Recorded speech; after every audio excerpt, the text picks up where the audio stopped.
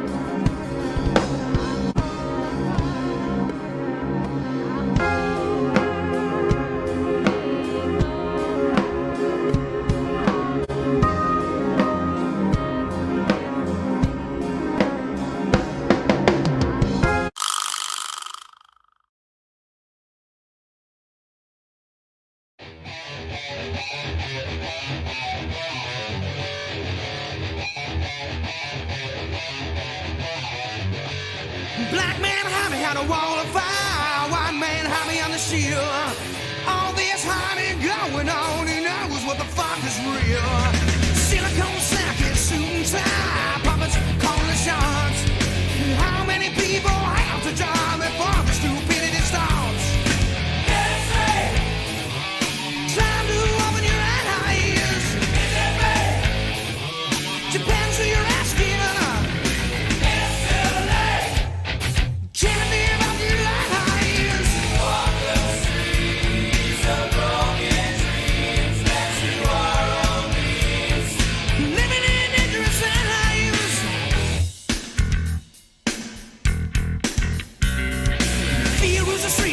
His hand, lifestyle hemorrhage. It doesn't just like him by his side. I guess they'll think we're seal. Proper masturbation is the way of the world. Gotta fight all the way to the top. Intimidation is the name of the game. You start something off, finish it up. Think about it now. Time to open your eyes. Depends who you're asking. Can't be about your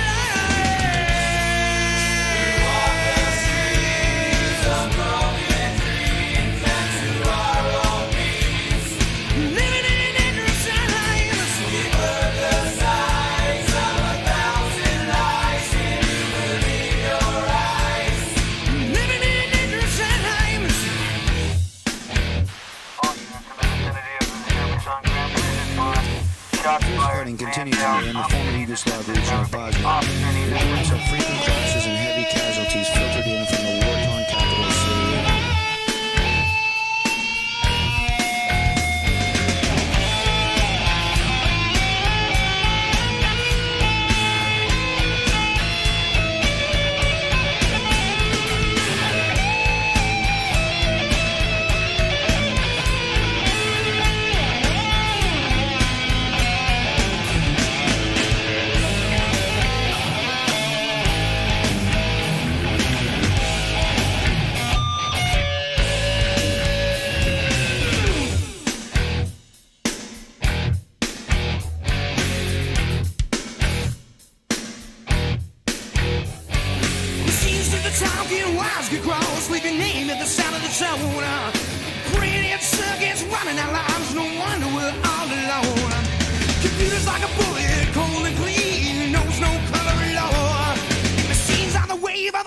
Future, let them go fight the wars. Walk the streets of broken dreams, left to our own means. Living in dangerous times. Shiver the size of 1,000 lives. Can you believe your eyes? We're living in dangerous times. Walk the streets of broken dreams, left to our own means. Living in dangerous times. Shiver the size of 1,000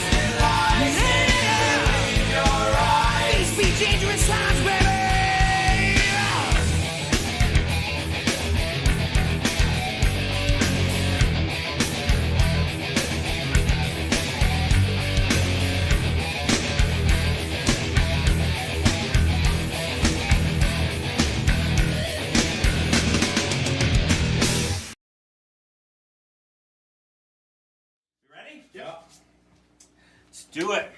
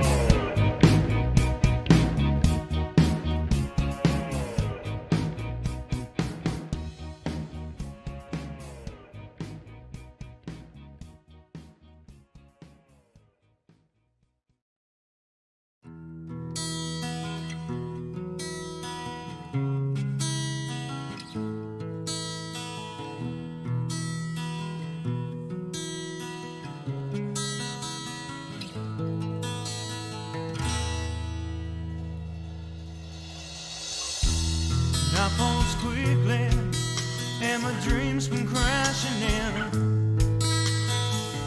Don't want you to see me in the shape I'm in. I haven't seen you, girl, for a long, long time. There's been some hard times for this heart of mine. I tried to find it, girl, I can't let go. I've got to tell you, girl, I've got to let you know. Nobody gets to choose the perfect part. There ain't no scripts to read, it matters on the heart. It usually hurts right from the very start. Love gets tougher, it matters on the heart. The darkness hides such a cold and empty place. I try to forget you, still I see your face. You always told me you were hard to hold. I had you by my side, now I'm out in the cold. You said it's over, and I know it's for real. Got to tell ya, girl, just how I feel. Nobody gets to choose the perfect part. There ain't no scripts to read, it matters on the heart. Usually hurts right from the very start. Life gets tougher, it matters on the heart. Nights are endless, spent staring at these four walls, baby. I tried to reach you, but there's no reply.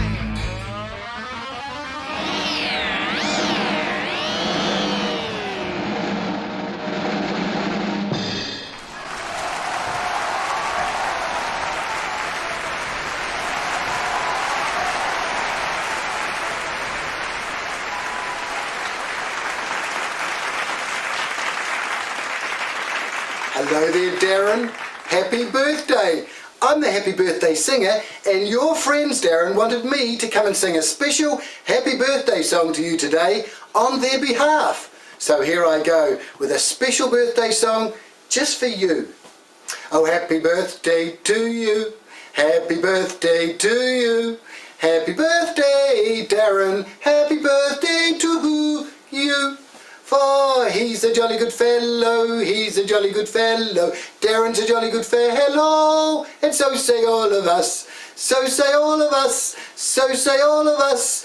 You're a jolly good fellow, Darren's a jolly good fellow, he's a jolly good fellow, and so say all of us. Hip hip hooray, hip hip hooray, hip hip hooray, because it's Darren's birthday.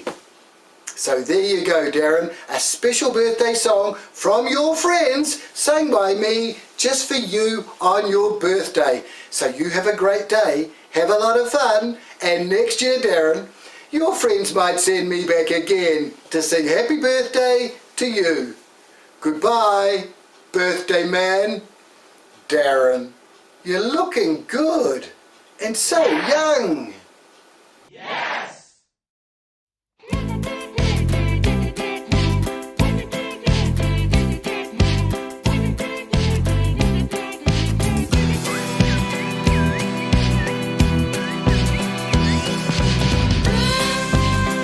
Across the water, bands across the sky, across the water.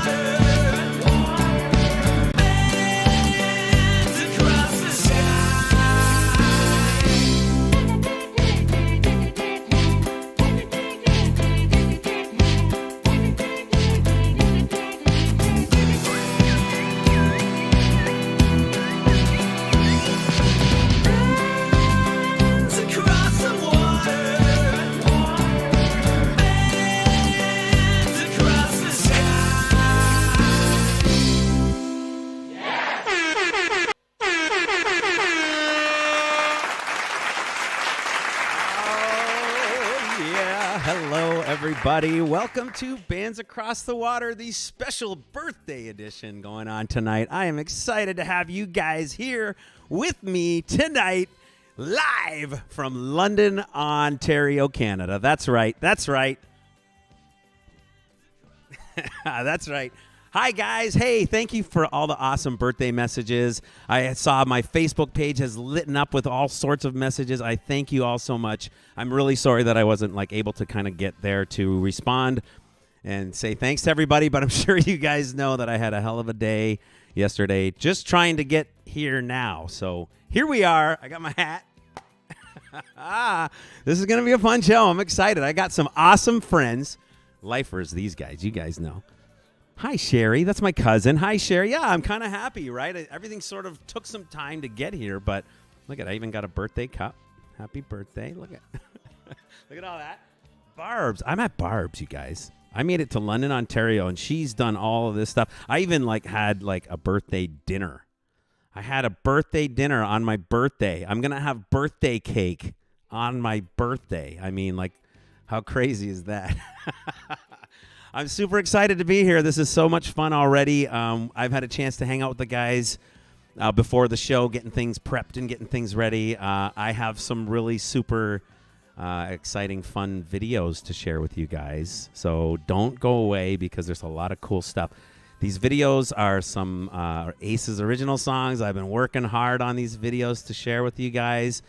It's something that's going to be, set in stone forever. We'll have these out there for you guys to see on my YouTube channel. I'm going to actually make them public after the show. So I want to kind of release them on the show as a special thing. But I plan on making them public to you guys on YouTube. So it's really good. They have both. There's two videos. I have two videos. One of them is from For Satisfy You from our album Race.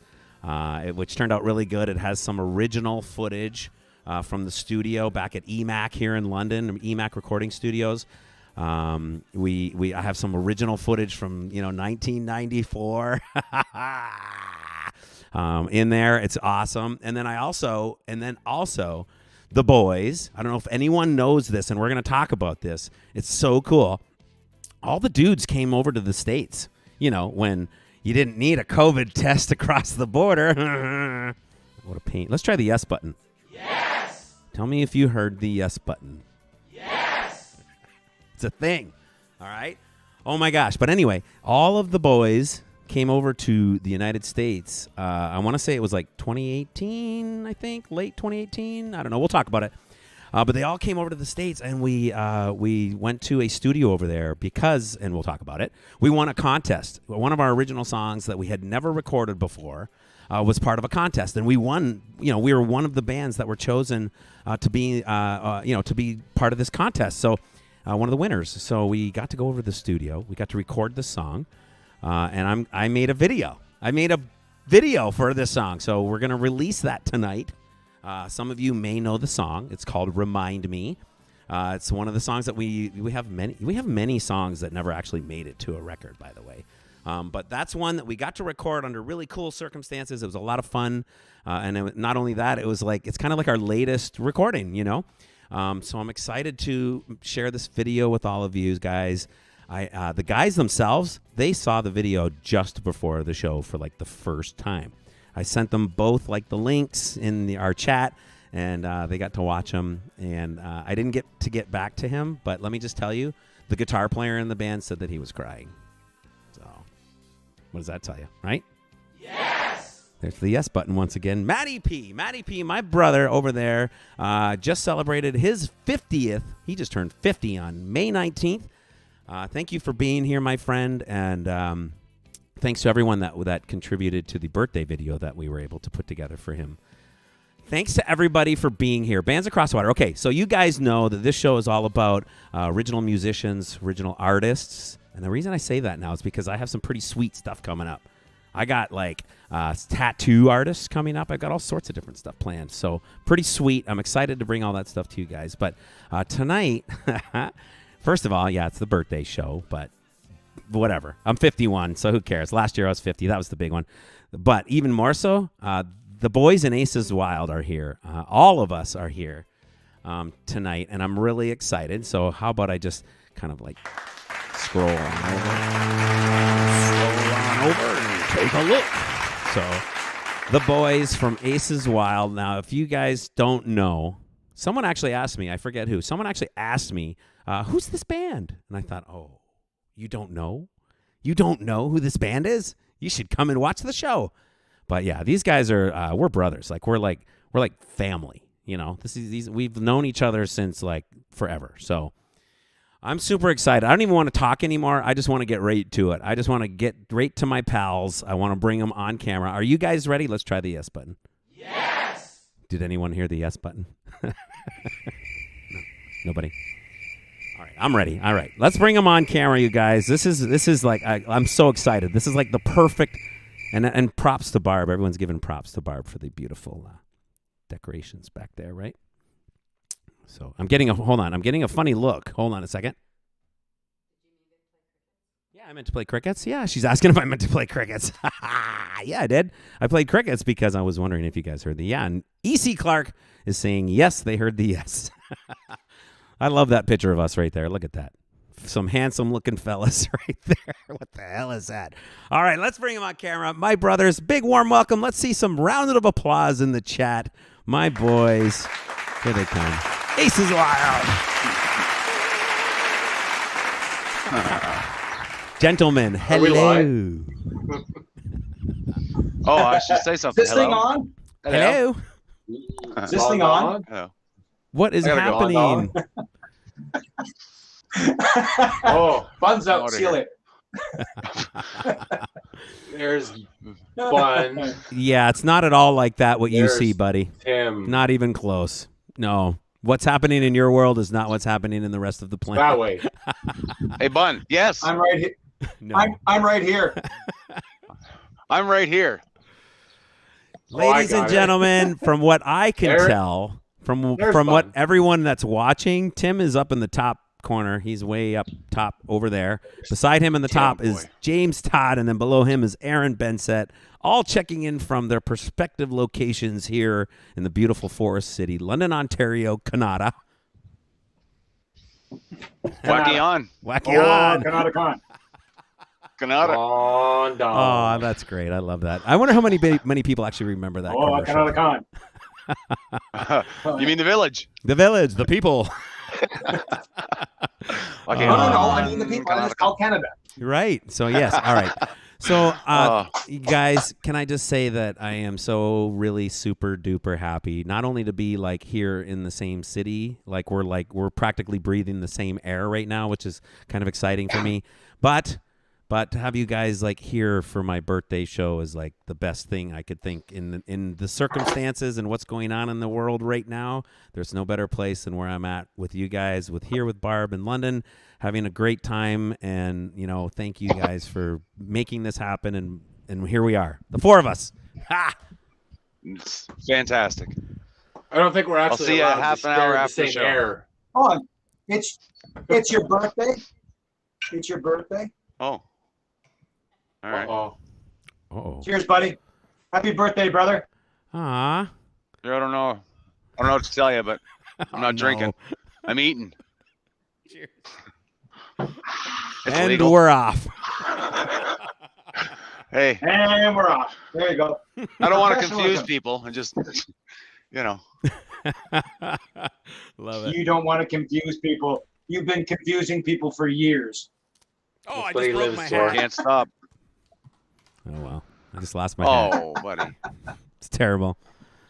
EC Birthday Clark is over boy. there. Let's see. We have Sandra's over there on Twitch. We have New York Steph. Hi, Steph. Thanks for checking in. All you guys over on Twitch saying hello and cheers to everyone. I don't think the Twitch. guys can see on Twitch, but I do have the chat rolling in the stream Slack. itself. So thank you guys for hanging out over there. It's great to see you guys. If you have any questions at all, you want to ask them while they're here and you got your opportunity, you know this is the place to do it. And our friend, Mr. Chris Skasurba, darn it, I always mess up his name. Skurzippa. I always move it wrong. Is checking in from Windsor. He says, hey, What's up, guys, Chris? what's happening? Long time no see. Oh, Chris. Oh, yeah. Oh, Since buddy. California's for Chris. me. Thanks for being here, Chris. Good to see you, brother. One of the all-time awesomest music originals band supporters of ever. All bands. Like, it doesn't even matter. Sometimes he's like at all venues at all times taking pictures and videos of bands. I don't know how. Well, he is Mr. Windsor Rock for sure. Totally. I don't even know how he does it. It's like he's got clones of himself. Tim, why don't you tell me, where are you checking in from right now? Tim? I'm checking in from my place here in London, just at the corner of downtown London at Warncliffe and Commissioners.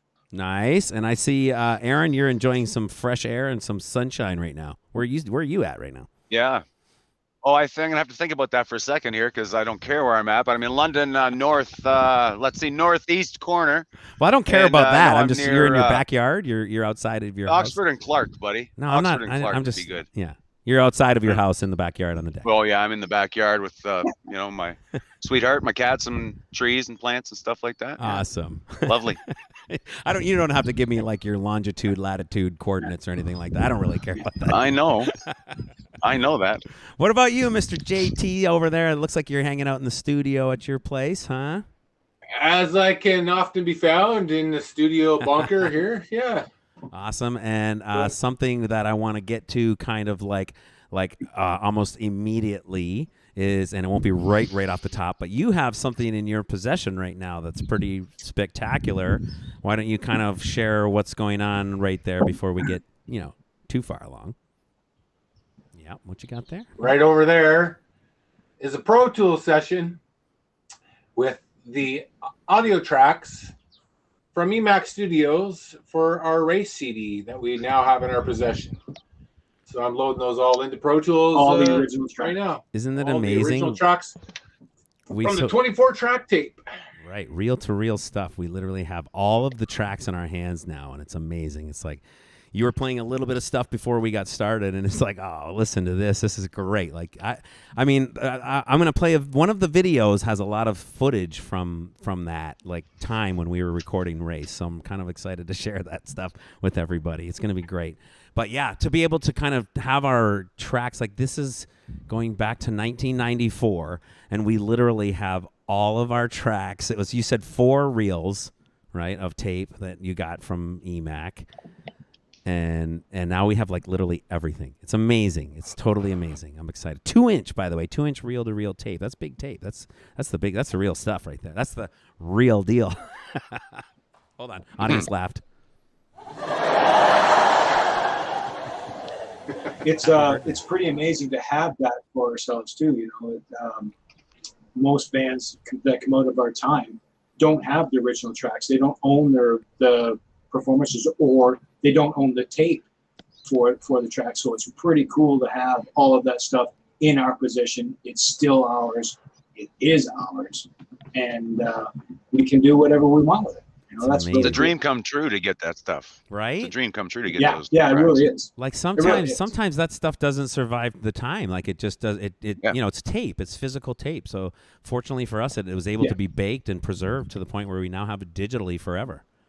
That's what I was going to say. It took several weeks of a process to actually get it to the point where these files were, like you said, they had to bake the tapes in an oven to be able to play those 24-track tapes, to be able to then bounce them down to a digital form. Right. Put them on wherever the thumb drive is that he gave me. Had a whole album on a thumb drive, as opposed to these big reels of tape. Yeah, those reels of tape cost us, what, $300 a pop, right? Yeah. Think about that. That flash drive was $7.99 at Walmart. Aaron has the floor. You have a question? Aaron has I have a question. I don't even have to lean in for it, but I know what baked means, clearly. You do. But for people who don't know what it means, what are you talking about? Bake the tape. So to me, that They sounds just like gotta look at you. tape. So what happens? It's about as literal as it sounds. Why do they bake the to- tape? Because of My the glue. 8-tracks It's used to glue. melt in the window. The glue. It's almost 30 years old, that tape. It's not almost. viable. And tape gets brittle over the years and it's deteriorates. So to be able to just take a reel of tape that old and throw it on a machine and play it, you'd probably damage it, Break. probably destroy the tape. Right. So they So they got to bake bake it at a fairly low temperature for a long period of time to, I'm not Soften exactly it, maybe? sure to Pliable. get it pliable to the point where they can actually play it and it's not going to damage. Wow. And Okay, also, you there's can only bake glue the in tape there too, a couple right? These are times. layers of like tape, right? Like, however it works. There's adhesive and things in there that all has to So it soften needs- up. yeah. Yeah. It's Yeah. all of the above. Cool. Yeah. It's not like Scotch tape though. Right. Okay. It was Scotch brand though, wasn't it? I don't know. 3M definitely That made thing it. was I'm sure. Agfa. Well, let me tell you this much. Agfa. I had a convection oven. Kevin says over there on Twitch. He's absolutely right. Right. Convection oven. Throw it in the Easy Bake. Oh yeah. Easy bake. What was I gonna say? Oh, so as a surprise to you guys tonight, it didn't go according to plan, unfortunately. But I had it set up for you for Rob Nation was going to be jumping in on the show tonight. You guys didn't. But last minute he had to cancel because he had some family stuff going on and he couldn't make it. But Rob Nation was the engineer Bummer. on our album. And yeah, I was going to play the Satisfy You video that I made. And then, and of course in there's some footage with him, right? And I was going to play that song and then invite him onto the screen. But unfortunately, he wasn't, he couldn't do it That would last have been minute. awesome. That literally was today. He couldn't do it. So We did have a great nickname for him, and that's all I will say. yes. And it's funny because Wow. that's actually could be a legitimate first name. And it actually is. Yeah, that's what I'm saying. It's a For some legit people. first name for sure. If he come Yeah. from Russia. You're right. Yeah. Well, how do we know? Yeah, Matt Papineau over there. He says another nickname for Aaron, Easy Bake. That's good. It gets harder though. Look at all you more than I fine was gonna people. say. I want to say hi to a bunch of people. Hi, Debbie Quantrill in there over there. Hi, Debbie. Who else we got? We got Sandra. Of course, my mom is over there checking in on Facebook. Hello, Mother. Hi, Mom. Every year, I'm going to tell you guys a quick story. Every year for like as long as I can. Okay, so first of all, you guys remember she'd get me CAA for my birthday, like every year. Yeah. Since eternity, like basically. Since she saw me stranded on the side of the road in a Chevette in her school bus, and she was completely helpless because she was like, "I have a bus full of kids, and you're an idiot." So it's like I'm getting him CAA, and ever since that day, that's what's happened. I got CAA from my mom for my birthday, but. On top of that, every year there's a phone. We both expect a phone call. There's a phone call that happens, and we know it's coming. We're waiting for it. Both of us. We wait for this phone call, and you answer the phone, and you go, "Hello," and it's the other person, whoever it is, me or her, on the other side, and then all of a sudden it's the birthday song, "Happy Birthday," and it's like year after year after year after year we've done that thing. It's like a traditional thing that's just got to happen. So literally just before I kind of like jumped in the shower and got ready to jump on here with you guys, we just had that phone call. So it finally got the birthday song from Mom today. It was really nice. So Sweet. Since I haven't seen her since my birthday last year when I did all the things that I wasn't supposed to do to go around and see all the people that I actually saw. That was last year. It's old news. What are you going to do? That's when we used a drone man, crime to stop. ship you over. Right.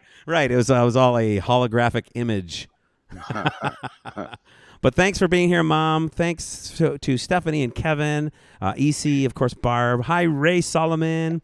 It's the patio party minus the patio. That's right, Ray. Right on. It's good to see you all. Sherry, my cousin. Hi, Sherry. I'm glad you guys are here. Okay, so you know what I want to do? I think I want to play this song. I want to get right to Satisfy You. Are you guys all right with that? I don't think so. No, nobody wants to. Yeah. Use that. So I'm going to play this video. So, Mute. so our buddy Sport, he says, "Seeing Bun, Dotman, Thomp, and Gee all together warms my heart." Sportage. I love that Sportage says something with Sport. all of our nicknames, like every nickname that we could, it's great. Every one of them. I love it. Hey, can we get into then what do we call get them? into the Sport. nicknames later? We can do the nicknames later. How did everybody get it? We should start calling each other by like a nickname and see if people know who we're talking about. Like, for example, Shemp. You guys in the Yeah, chat, you got it, Shemp. tell us who is Jack. Shemp in the band. And let's see. And you can't be like Barb. Barb might know the inside scoop to that one, but Yeah, if you guys Or want to guess. Shecky. Yeah, how about well, let's start with Shemp, and then we'll move into Shecky. Shecky What are the next. different names? What are the names? You should have a whiteboard. Well, I'm not Match that. them up. I'm not that good. Everyone's face on one side and a nickname over here. All right, so let's start with Shemp. We'll start with Shemp or Shempy, either one. All right. And then the next one we're going to do will be Shempy. Shek or Shecky. That'll be next.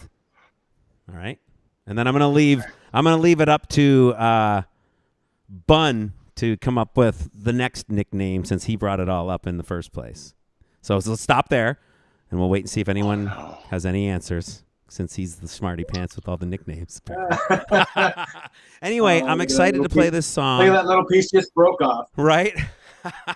But before I play the song, let's talk a little bit about Satisfy You, the song, a little bit about kind of so what I did with this video is, first of all, is I sort of made it like half lyric video, half not lyric video. I don't even know if anyone even noticed, but the lyrics sort of dropped out at some point because I wanted it to just be the footage and the video and the stuff. So but this song kind of was like it was the lead track off the record, off our album, and it was sort of, I would say, I mean, do you guys think it was our most popular song?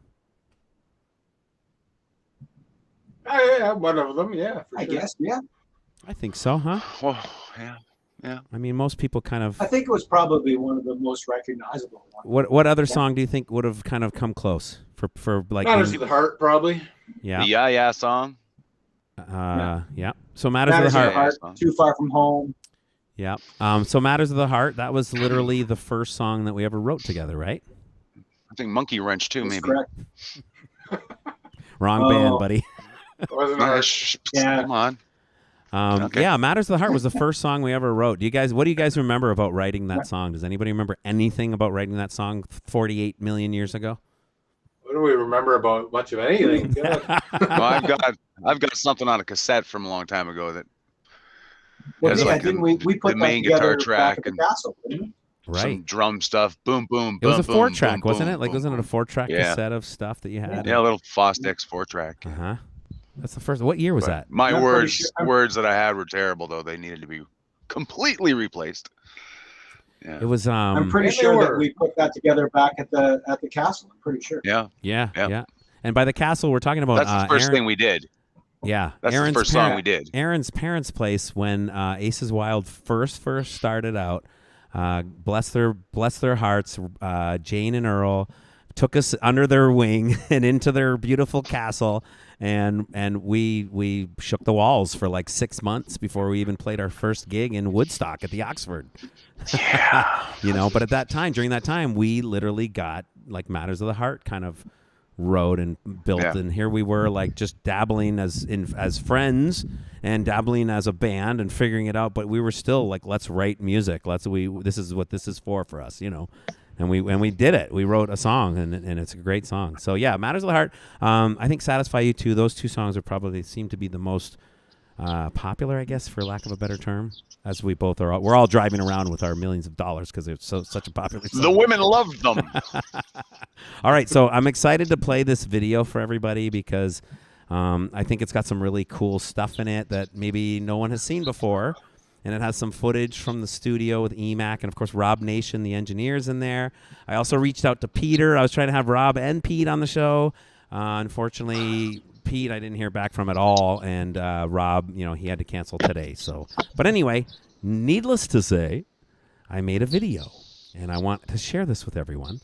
So shall we play that now, you guys? Share away. Roll. All right, here we go. So this is Satisfy You. This is a video I made, and I hope you guys like it. And thank you for being here. There's Slacks. Slacks checking in over there on Facebook. What's up, buddy?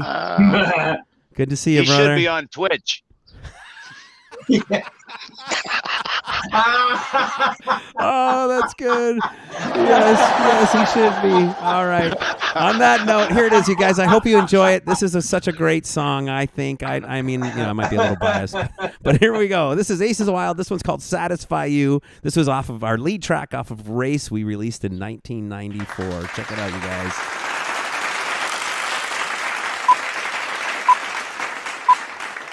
Yes!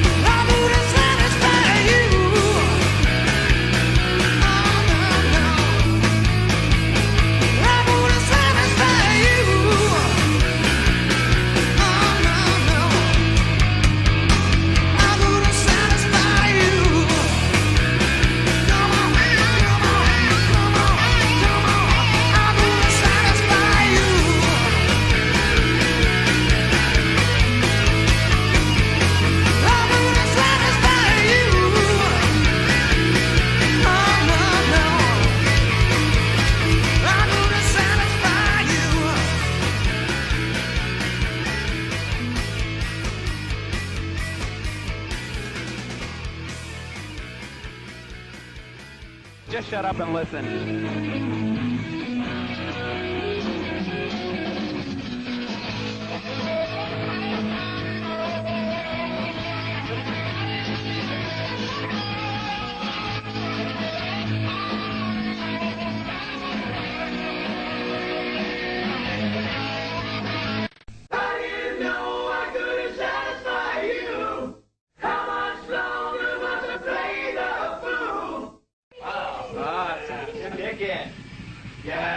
I like it, buddy. I like it. Yes.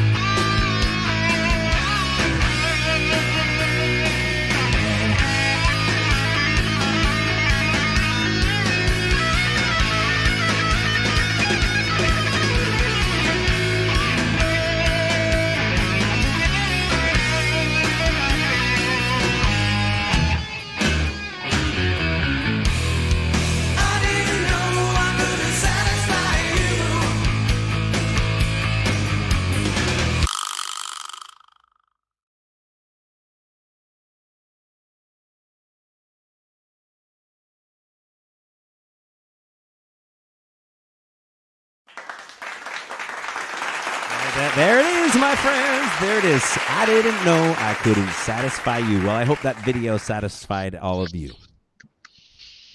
I am fully satisfied. He's fully satisfied. Aaron is fully satisfied to the point where he's actually having a smoke on the deck now. Yeah. Yes. Well, thank you. Oh, Chris Warner, our buddy Chris Warner, Sporty says, Race is one of the few discs I own that is perfect from start to finish every song. Aw, dude. Thanks, Sporty. Thank you, man. Sport. You're awesome, buddy. We appreciate that. I'm going to address some of the stuff that EC has been mentioned about here on Twitch. He's asking if we will ever do a show in Michigan. So I just want to address that because that's a great question. And as much as we would love to, it's not an easy task, believe it or not, to have a band from Canada play in the United States. And especially now under the circumstances, I got to believe it's going to be really hard to do this right now. That's my take on that. So I'm guessing the answer is probably no. Well, he would probably be happy easier to go play and a show see in us. Canada. Right. I'd say he'd probably have better luck going to see us in a show in Canada if we ever did one. Because I'll tell you this, if you could make it to London tonight, you'd have a really good chance. Right. That's about the better chance, yeah. Thanks for the question, EC. Appreciate it. Slack, still love it, right? That's, good songs are good songs no matter what. Sure, the production can be dated. Sure, the timing of the album was late with the release by about 5 years, guys. That's the thing. Can I say that? If the album would have come out years earlier, 2 years. we would have had some serious radio play. We would have. I agree. But we were just late. We were late. Like I said to Tim earlier, if Race would have came out when Deal of Sin came out in '91, we would have been signed for about 3 years before everything collapsed on us. Yes. Yeah. You are correct. It was an interesting time because it was like we weren't really like a hair band. Like we were still like sort of I don't want to say like a heavy metal rock band, but we definitely weren't like a real hair band makeup. We were like jeans and leather and more of a crotch band, if you could say that. Which now? Prior to Race, we kind of did the whole big hair thing. Leading up to it, yeah, of course. Once Race came out, it was kind of a different thing for us. We kind of changed who we were as a band, but then the whole music scene changed, and anybody remotely close to Motley Crue, Rat, all that kind of stuff, out you go. Usher in Nirvana and Pearl Jam, and right. While we tried to wear plaid as much as possible, it didn't seem to matter. Well, and it's I did have that right? lumberjack jacket. Yeah, it's funny because that the timing of that, when you think about it, it was 1994 when we released that album, and myself, I was 24 years old, and like you said, the whole music scene was really changing at that point, and Dot Man is gone. Push the button, Dot Man. Push the button. Oh, there he is. We were talking about his rainbows that are going to show up every once in a while. That's great. Lots of claps. Thank you, guys. Thank you, Heather. Heather Otten's here, you guys. Heather's here. Oh. Hey, Heather, I how you always doing? thought that we were kind of, if we had to put a label on it, I thought we were always kind of in that Skid Row vein, but with Bon Jovi vocals. You know, like I thought even back then we knew we had 4 lead singers in the band, and we all sang really well together.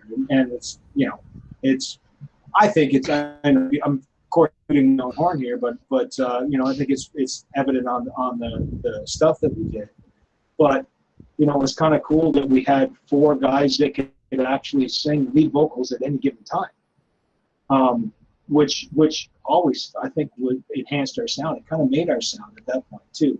That kind of maybe made it a little different than some of our other guys that were out doing it in the circuit at the same time that we were. Yeah, I mean, let's there was be a honest. period of time we had great vocals. I was just going gonna on, all say, 4 of us. like, one of the things I remember us as a band, like we really strived to kind of make our vocals be a thing. Like we wanted to have 4-part harmonies. We wanted to be layering and doing as much as we could, and at the ages of what we were and doing what we were doing.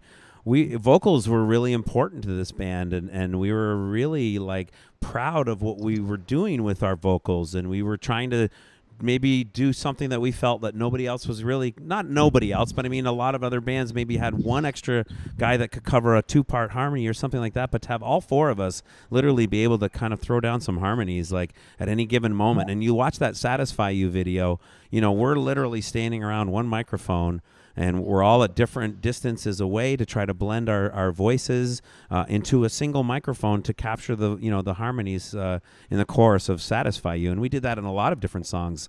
And all of that translated, and it all translated exactly how you saw it there to the stage when we played live. It's what we did, you know. So harmonies and vocals, and that we've all, I mean, we're all that, like that's just what we are all about. Let's not forget octaves. And then octaves, which are essential, right? That has its place too, Octave dude. man! Like if there was ever anyone that I would say I Octave need to do an octave, I would be saying, well, you're all right, dude, you're the octave guy, you know what to do, you're already there, We used to do it. and it's important. It's a really important part, like it is. And that's true. Like Tim was always the main guy, you know, and then Aaron and I would kind of dance around, and then Dotman would be filling in if it needed work. Right, and it was just exactly what we needed. So let's check in. There was a period of time that we didn't play very often, though, and then I started to forget which harmony was mine. That'll happen. You know? Dude, you forgot right? which harmony was yours from Monday to Tuesday night sometimes. So Yeah, I know. I thought your harmonies were good. I wanted to do them. You know, Froggy! I want to do his. yeah, let's check over to the chat 1 second, real quick. Our buddy Chris Skrzippa. I still listen to Race once in a while from time to time. Kiki is over there. Hey, Kiki, good to see you, buddy. Kiki says, awesome tune, boys.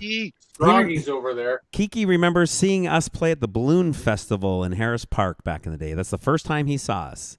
I wonder, was that when we opened for Kim Mitchell, do you think, or was that like on the Labatt stage? Yeah, like did it rain or what? I would like to know that. We played the Balloon Fest a bunch of times. Good time. Right? Like 4 times, I think. The Kim Mitchell one was pretty tough to stand, you know, looking out at 30,000 people. That was literally still to this day the biggest quantity of people I've ever played in front of. Literally looking out at 60,000 eyeballs staring back at you.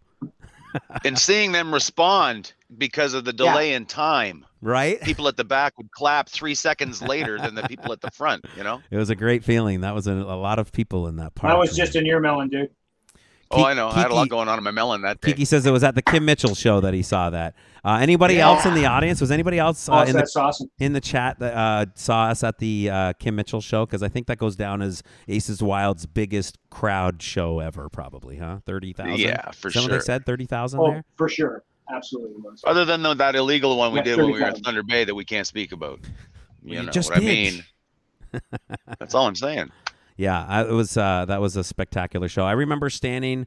The stage, if you guys remember, was a transport truck that opened up, and it was huge. And I remember going after our set. We had just hit the last note, and we were like all adrenaline and pumped and happy, and looking at the crowd, and it was great. And I remember going from the back of the stage as fast and as hard as I could, and I got a pretty good arm. You know, I'm a pretty good sports thrower, dude. You know, and I run as hard as I can. I chuck my stick. I think it even made the sound like Lee Majors made, you know. I heard it go, and I remember watching it go, and I'm like, oh yeah, and I didn't even make it to the soundboard. And I'm watching, I'm going, oh, that's going deep, and then it lands, and I'm like, oh my God, there's like quadruple the amount of people behind the farthest I could throw as hard as I could. There's 4 times that amount of people behind that soundboard that I didn't even reach. I'll never forget that feeling of like, wow, you know. So. And you have a great throwing arm, because I remember that one time you took a rock and whipped it like half a mile and hit a barn. You're right. Yeah, I can throw pretty good, right? Yeah. That's funny. All right, Slack says, you guys remember Sudbury? Of course we do.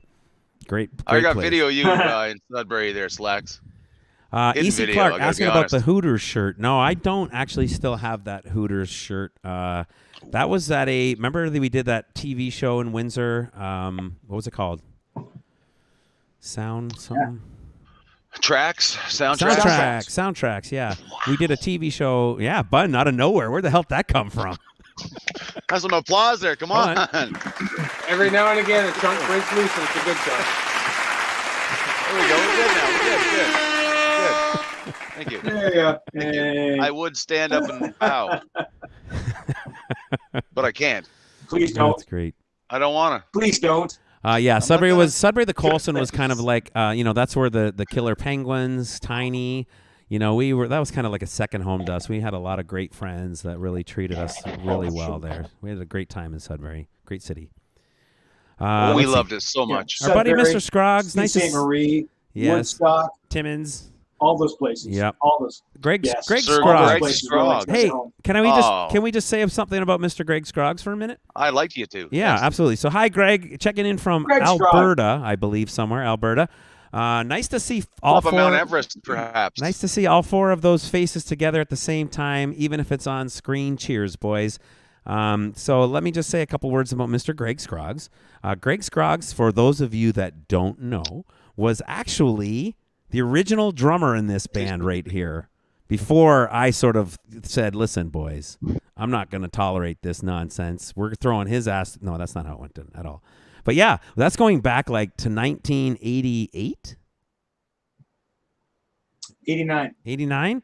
So 1989, when I'm gonna this have a picture of it in a second. When this formation of the band kind of was just getting started, all this stuff was going on, and it's a kind of an interesting story how the band came together and how it all happened. And but Aaron and Greg go like way back to like grade school. You guys were best friends since grade school, right? There we go. This is Scepter, Yes. and actually Chris Warner in the chat there. He's in that picture as well, right? No, Maybe not that one. Oh, maybe not that one. Oh no, that's Okay. No, it's That John. would be Johnny. Johnny. Johnny Beatty was in that. John Beatty. There's Greg Scroggs on the far right. Well, my right. I hope it's the right for you guys on the screen. With the infamous Rod Freeman. Yeah, Rod on Freeman's bass. in there. There he is. That's Scepter All right base there. concepts by. So And then, Rod if you go Freeman. over here, you'll see Sport. There he is. Sport. yeah, Have you got Sport there? There There he he is. is. That's great. Hey, Sporty. I can't tell you which one he is. No. They're really But I see sexy Greg's in there both. with the long, straight blonde hair on the far right. So there you go. Goodbye. Yeah, that's great. That's Is that great that you Johnny have that. Koshin? What'd you say? Was that Johnny Koshin playing bass in that version of Scepter? Yeah, John Koshin was in there Yeah. with Yeah, that's in the awesome. small little orange picture there. Yeah, that's Yeah. awesome. Sport. I love it. I love it. Okay, let me John see. Koshin, poor guy. Oh, well, I won't get to it, I guess. But he broke his bass. He jumped off the stage at the end of one of the shows, and he ran through with a wireless. He was so happy. It was at the end of the show. I'm not gonna say where, because really, who cares? But he was running through the crowd. Last song, and somebody tripped him. And he went down and he broke his neck, and he broke the neck of the bass. He comes back in and he's swinging it. Oh no. Yeah, it wasn't good. Oh, that's Yeah. terrible. I think that was his last show. I don't think he. Well, he didn't have a bass anymore. And he didn't have a job, so he couldn't get another bass.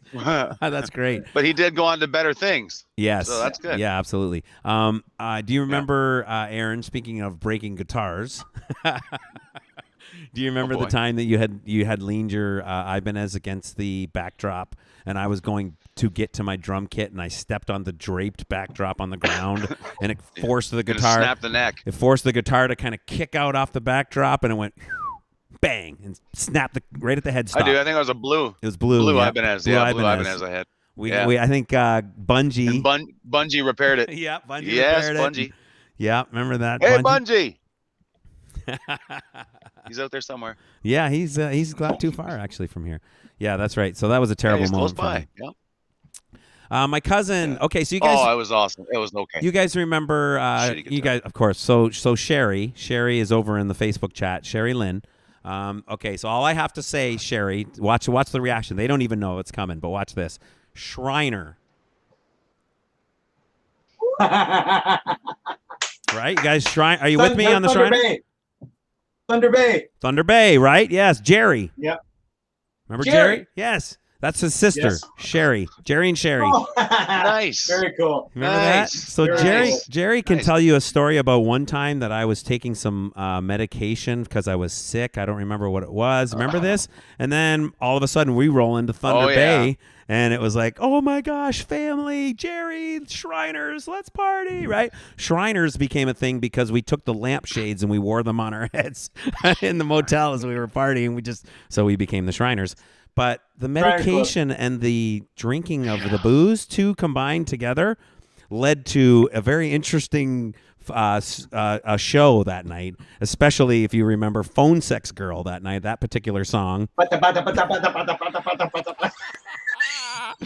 Oh my gosh, it's supposed to be like this kick-ass, like, and I was like, I'm like, oh man, these guys are looking at me It like, was more dude. like Fred Flintstone trying to run.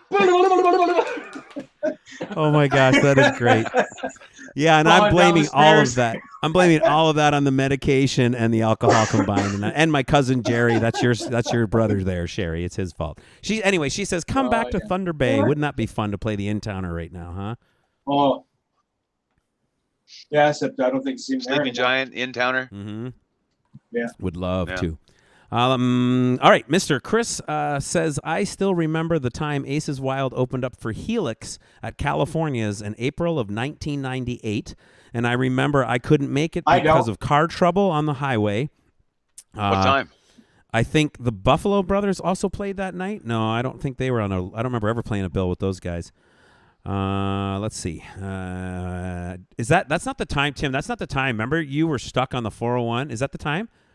And I ended up, I think didn't we get, Aaron, you sang some lead vocals. I sang some lead vocals. Dotman sang some lead vocals. We had Kenny Kenny. to sing some stuff. Well, Oh, when we were in Windsor. Yeah. What's funny In about Windsor. that, you guys may have. I think Tim slept in, to be honest. At about 11, we got hold of him. I remember we talked about that. We actually felt that way that night. But what's funny about that is I got a actually parking ticket that night. Kenny was in the video for Satisfy You that we just played a little bit ago. Kenny's in the video. He was in the studio in 1994 with us. His name is on Race. His name is in the liners. You guys remember, when you'd buy an album and had liner notes, and it was a really cool package in the old days. You remember that? Yeah. Well, this Race is a really nice package. We were super proud of it. It was great. We had all the handwritten lyrics to every song in there. A cool photo that was taken in London. What was the other thing that was in there? Oh yeah, my name was spelled wrong. The song order was wrong, either on the disc or the back. I think it was maybe on the disc. I had to play the Two songs crickets. were flipped. Yeah, I had to play crickets at that point. slipping away and Notice how Tim just bypassed that whole. Tim was like, I don't want any part of that. I want nothing to do No, with he any of didn't. that. That's funny. There it is. Yeah, there I am. DARREN. slipping away and Sirens in the Night are the ones that are improperly correct. D-A-R-E-N. Yes. All right. Never even occurred to me that there was a different spelling at all. Yeah, there it is. That man's got These the whole things go package. for $100. Yeah, $100 on eBay. They're $100 fine. on eBay. $100 on Well, eBay. they're listed on eBay for $100. They We're don't not sure go if they're anywhere. going for that. Oh, they do, man. I've sold several. Thank you. I bought a bunch of them. That's cool. That's great. That's great. Okay, so Sport thinks that we got should more. change the title of Phone Sex Girls to the song. We should change it to Online Girls, he says. And it still works. Just saying. I was thinking Cam Girl instead of Phone Sex Girl. I don't know if Sport thinks Cam Girl would work. So 'Cause my I like mom Cam is Girls. asking. It's Actually, my better mom than just Phone asked. Sex Girls. They're gone. My mom is asking, where's Barb? Would love her to show her face Hi, and Mom. thank her for making Darren's birthday a happy one. Barb is sitting right over there. Here, I can do this. Watch this. Watch how I can do this. Easy. Stop doing that while your mother's watching. Oh, this looks like a Yeah. crazy video now. I don't think you It's can like do setting it. up a Oh, camera. I did it. Yeah, you guys can't see. I have two I don't different think you can. cameras. There's one camera that the boys in the band are seeing, and then there's another camera that actually makes me look good, and that I like to think makes me look good. Yeah. Camera 1, camera 2. Well, I have another one set up as well. Camera one, Camera two. one and camera. Camera Ooh. two. Right. Okay. So let me see. I want to make sure I'm not missing anyone. Oh yeah. Oh, I want to get to that. Hold on. 1 second. What's with the Tilsonburg broken bass? Sport said Tilsonburg broken bass. What's that all about? What did I miss? Oh my gosh. Yeah. We did our laundry wasn't at Tilsonburg. Sherry's house. We did our laundry at Sherry's house when we were in Thunder Bay. My cousins. I remember that. We did. I remember. So, Mr. James Todd, we need to talk about this for a second. Our dear, sweet, your dear, sweet wife, our dear, sweet Roxanne is checking in on the chat. And that's the first words I've ever heard her say in the chat on Bands Across the Water. And it is, I accidentally ran over a bass once. Yes, she did. Let's hear about that. I think that was also in Tilsonburg. Loading out. I had all our gear was going out the back door, and vehicles were there getting loaded, and she ran it over, but it was probably my fault because I left it behind the car. And she backed up. I remember Luckily, that. it was in the case. It was in the case, and it survived. It's still sitting over there. Our buddy Paul Squizine checking in the chat. He goes, accidentally. Hi, Polly. Good to see you, buddy. Back then. Good to see you. That's great. Aaron would like the floor. Aaron? Mr. Carter. I'd like to just apologize to Rut for running over your foot that Mankind. time. Your base got run over. But do you remember when I parked on your foot? You're on my foot. You're You're on on my foot. What, So I moved buddy? ahead. What? I moved ahead 2 inches. I'll never forget that. So I moved ahead an inch. Like, he didn't You're even flinch. still He just on stood my there. He's in the car. He's in the car. What, buddy? Huh? What? What, buddy? You're on my foot. What? You're on my foot. You're still on my foot. Yeah, that's crazy. Now you're That was the firmly worst on part. my I moved foot. ahead and stayed on your feet. Anyway, sorry. So You funny. crushed it evenly. Like, and he didn't even panic. He didn't flinch. He just was nonchalant. Just, you're on my foot. Yeah, it was great. Well, you Oh my remember how much we drank back then, right? I probably didn't feel a thing. I could probably just see he was on my foot. I couldn't actually feel that he was on my foot. You weren't able to move. You're like, I can't seem to move, and I don't know why. Oh, you there's say a we car used on my to foot. Yeah, we Did you used say we to. used to drink? We used to drink. It's we've fallen out of those things. Hey, just think, how about all the injuries that were sustained on the road? There's another thing when he ripped his finger off in that video game, remember? Oh, the golf game. They had in, to play where the was show that? that Sault Ste. night. Marie? Oh, Golden no, Sault Ste. Tea. Marie. Sault Ste. Golden Marie. Tea. Was It it was Sault Sault Ste. Ste. Marie. Sault Ste. Marie. Yeah. The Yeah. Eastgate. Eastgate. Oh my gosh, you guys! Todd like just smoked his pinky. Your pinky was No. just right. No, it was the middle no, finger. it was Oh middle yeah, finger. yeah. On your That's the left longest hand. hand? one. Because the No, glass right moved hand, up a little right bit hand. when he was rolling when he Remember, rolled. we used to give her when we would go to Right. tee off with that roller ball. It And had our one of hand would those. hit the It had glass. that and ball. Mm-hmm. The Yeah. glass kept Yeah. creeping up until the edge of the glass was exposed. Then one time wound up and the finger just hit the edge of the glass. Bang on. Folded my fingernail back. Instant golf handicap. Oh. Yeah. Yeah. And the payment was tremendous. And the all right, so that was the Eastgate in Sault Ste. Marie for sure, which was another super fun venue. They had the Royal Tavern down the road. It was always a great. That was the first time that we got to experience some time with Dr. Hook. Actually, was at the Eastgate. I remember shooting pool with Dr. Hook at the Eastgate. Yeah. So I wanted to talk a little bit about some other places. I wanted to talk about London, Ontario, Canada. No, well, we already are, but no, I wanted to talk about another. I mean, we talked a little bit about the Coulson and Sudbury, and with the In-Towner and Thunder Bay. A lot of special places. We had a lot of really special places that meant a lot to us. California's in Windsor was one.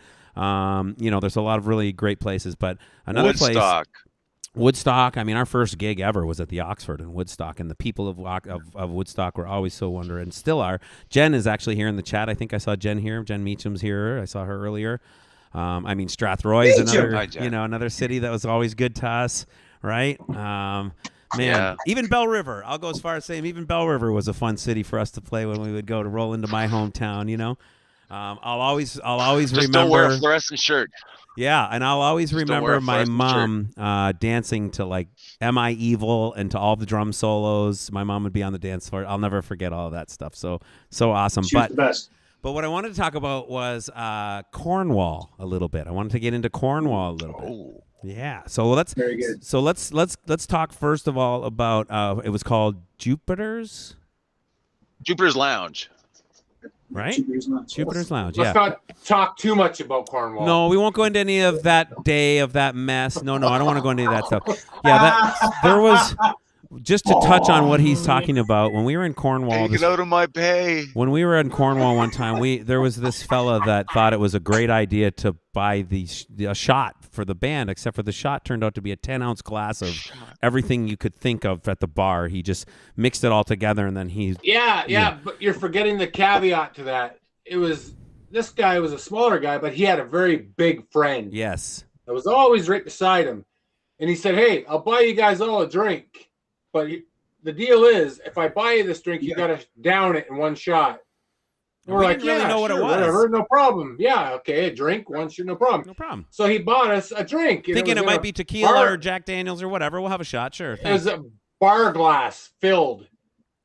Terrible. It was either Zambuca or Ouzo. I think it was a blend of things. It was six It was shots of Jack disgusting. Daniels It was and everything. Six shots of Zambuca. Think It was about that. gross. Six So shots. It looked like a I was Ryan terrified Ginger. for my life. Right? I know. Me too. Yeah. Anyway, I don't want to talk about all that. That was a mess. Terrified. But we made it. Here we are. But the reason I want to talk about that was we I had didn't make we had a lot of amazing kind of experiences in Cornwall.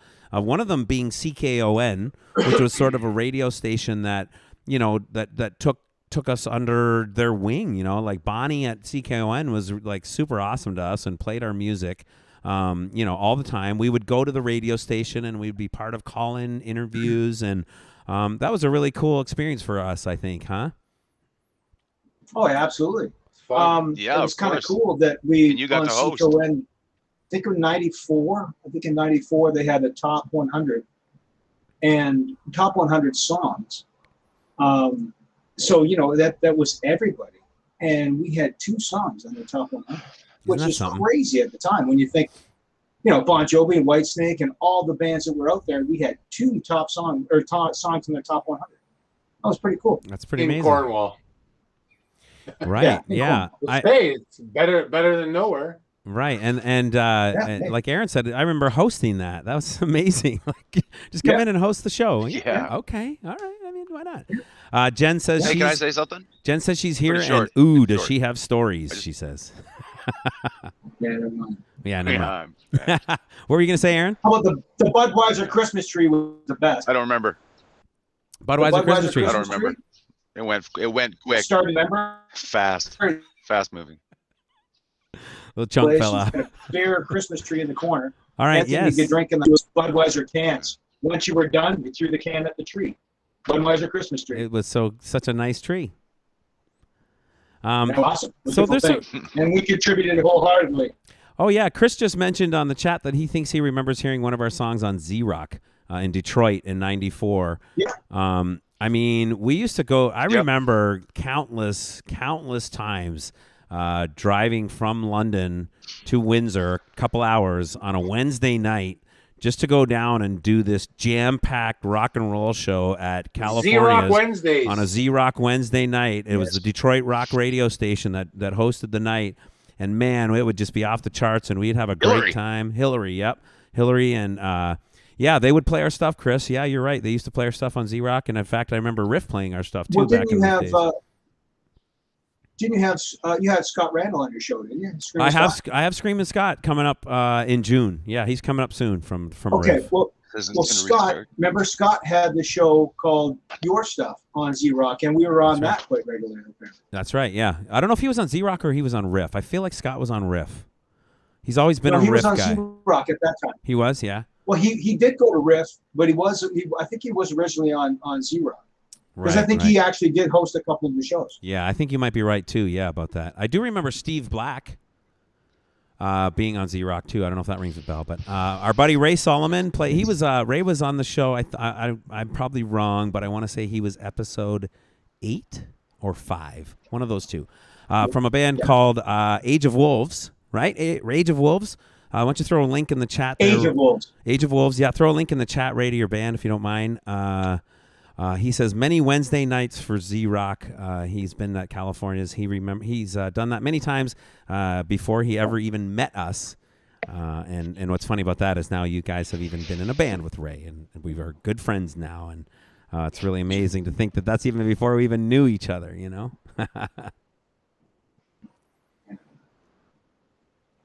Yeah. So cool. I want to get back to Cornwall just for a second. There's a reason I went there. And this kind of is going to pertain to Tim specifically, Mr. Tim Thompson. Tim Thompson, you have the floor. Uh-oh. So Tim, I have a little video that I want to play. Before I play it, I'd like you to sort of tell us a little bit about this because I want everyone to pay attention. I need everyone to be listening for this because I think there's some valuable life information here that Tim has to offer for everyone, and I suggest that we all pay attention. And before I play the video, I'm going to have sort of Tim premise it a little bit for us because I think it's important that you guys listen to this because Tim is a wise man. Like you don't think that Tim. You look at him with that look on his face right now. I know what you're thinking. You're thinking, really? Oh no, you don't. But listen. He's a man full of knowledge. So, Tim, I'm going to play this video, but before I do, why don't you tell us what it takes to be a poser? Well, you have to have... You don't, you? Do you? Oh, yeah. I mean, I don't want you to tell us... I don't want you to tell us all of what it takes. We have that on video, but... Oh, yeah. Well, then the video is a perfect tutorial, so, just watch the video and learn. That's all I got to say. I mean, I'm not wrong in this. There's some serious life advice and lessons to be learned here, right? If you want to be a Bun asked the question that needed to be answered. That's what I think. I think. All right. So everyone, I do want to help the youth. Right. Let everyone pay attention, and don't be a bugger. All right. Here you go. Observe me as I pose out. It is important to have all the necessities when you pose out, all right? Right on. You must have the sunglasses. Glasses du soleil. And all the rock attire that you can find, e.g. the leather jacket and the leather gloves. I forgot my rings, which is points off in the poser department. Yes, but you can pick the nose with the gloves, and that's a bonus. Yes, and see, no buggers. Boogers, that's it. Okay, and now we have to check the posture. Okay. It looks pretty good. So let's LA.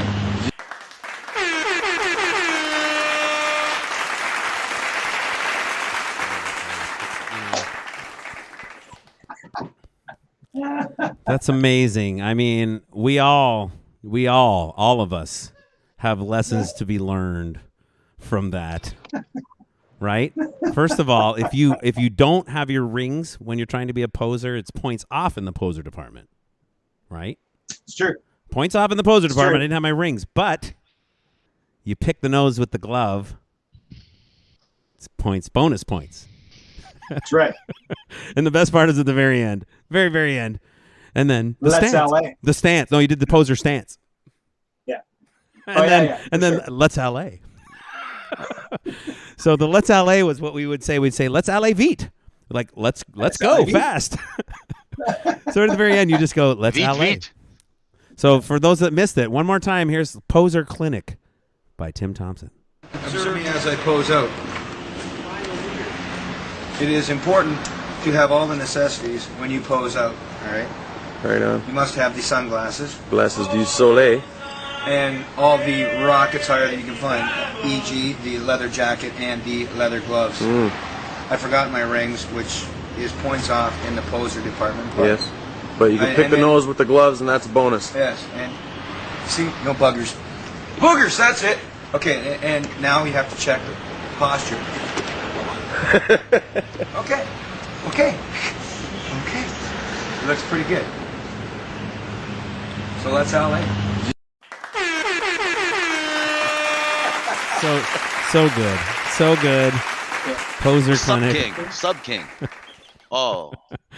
Ah, nice. Barb says, way to pose, Tim. Once you're good at something. He is the king. King Poser.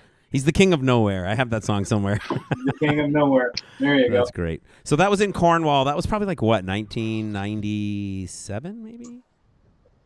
No. Earlier that than would have been 90. No, that Earlier. was probably just. It was just after race, so probably 95. Yeah, that sounds about right. That's more like it, yeah. So a funny story about that, there was a guy that came to see us play at Jupiter's Lounge, and he loved the band. And we may have been LA-veeting on our way to see this fella, actually.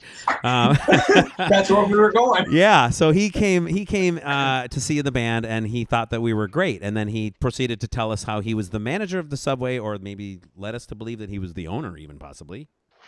I don't remember. Manager, yeah. But he was like, dudes, I manage the Subway just down the road. I want to buy you guys lunch tomorrow. Won't you please come down to the restaurant and allow me to do that? And we were like, yeah, man, that'd be great. You know, and I mean, that's the wrong thing to tell a bunch of musicians so that they can have free lunch. Hello. Right. And I think the way he thought, I think he kind of felt like we weren't going to really take him up on the offer. But not only did we take him up on the offer, but we showed up as posers, apparently. And we brought friends. But what was funny about it, is we all went, like the whole band and our crew. There was like 8 of us, I think, maybe. And we all showed up. Like, we didn't know. We just going for lunch. Oh, yeah. Like, I don't know, you're the manager. It might cost you a We're buck a here. sandwich. I don't know. And remember the look? I'll never forget the look on his face when all of us come. Remember that? You guys Oh. remember? Instant, like, straight face. He went pale as a ghost. And he was like, oh, man, this is going to be $100 lunch. So much for my wages today or something. Like, that's the look I got on his face. Yeah, exactly. It was terrible. yeah. But my sandwich was And his good. boss is right beside him. Right. Mine too. My sandwich was good. I mean, we weren't doing anything wrong. And we got all that on video. You're right. We walked out. Got it all on video is the worst part of it. And well, Sub King gets screwed. right. And I remember I heard you guys talking about what was going on before Poser Clinic in the parking lot, and you can hear a little bit of Opera Man in the background. You can hear some Opera Man tweeting around back there. I was telling Kevin, he's listening. Yeah. First of all, can we just tell Kevin, just for Kevin only? We'll get to Mini Bike Hero in a minute. Please. But let's talk about Opera Man Yeah. just for a second. Don't hold back. All right. Because Opera Man. Kevin doesn't Tree. think that I have the opera capabilities. I've stressed to him. I said, listen, they call me Opera Oh, Man. what do you mean? Yeah. Opera Oh, Man. yeah. Opera Man already. It'll hurt, but yeah. Yeah. It'll Yeah. hurt. Just the power. Better than Opera Is it- Man. Before you go into the oven, a dash of pepper. Right? Before you go into the oven, a dash of pepper. Gaga. That's it. Yeah, the Gaga Gaga. Man. Gaga Gaga, la la Gaga. man. That's a whole other thing right Tree. there. The tree. Gaga in a well. Right? Yeah, we have actual audio clips of that. People are like, what are they even talking about? Yeah, Sandra says road musicians always We should all take the be food. drunk, so this is like an after show party. We should all be drunk. We'd So this is be like an looking after-show for party. we'd be looking for somewhere to go and have something to eat probably at this point. I don't understand the question. Who would drive though?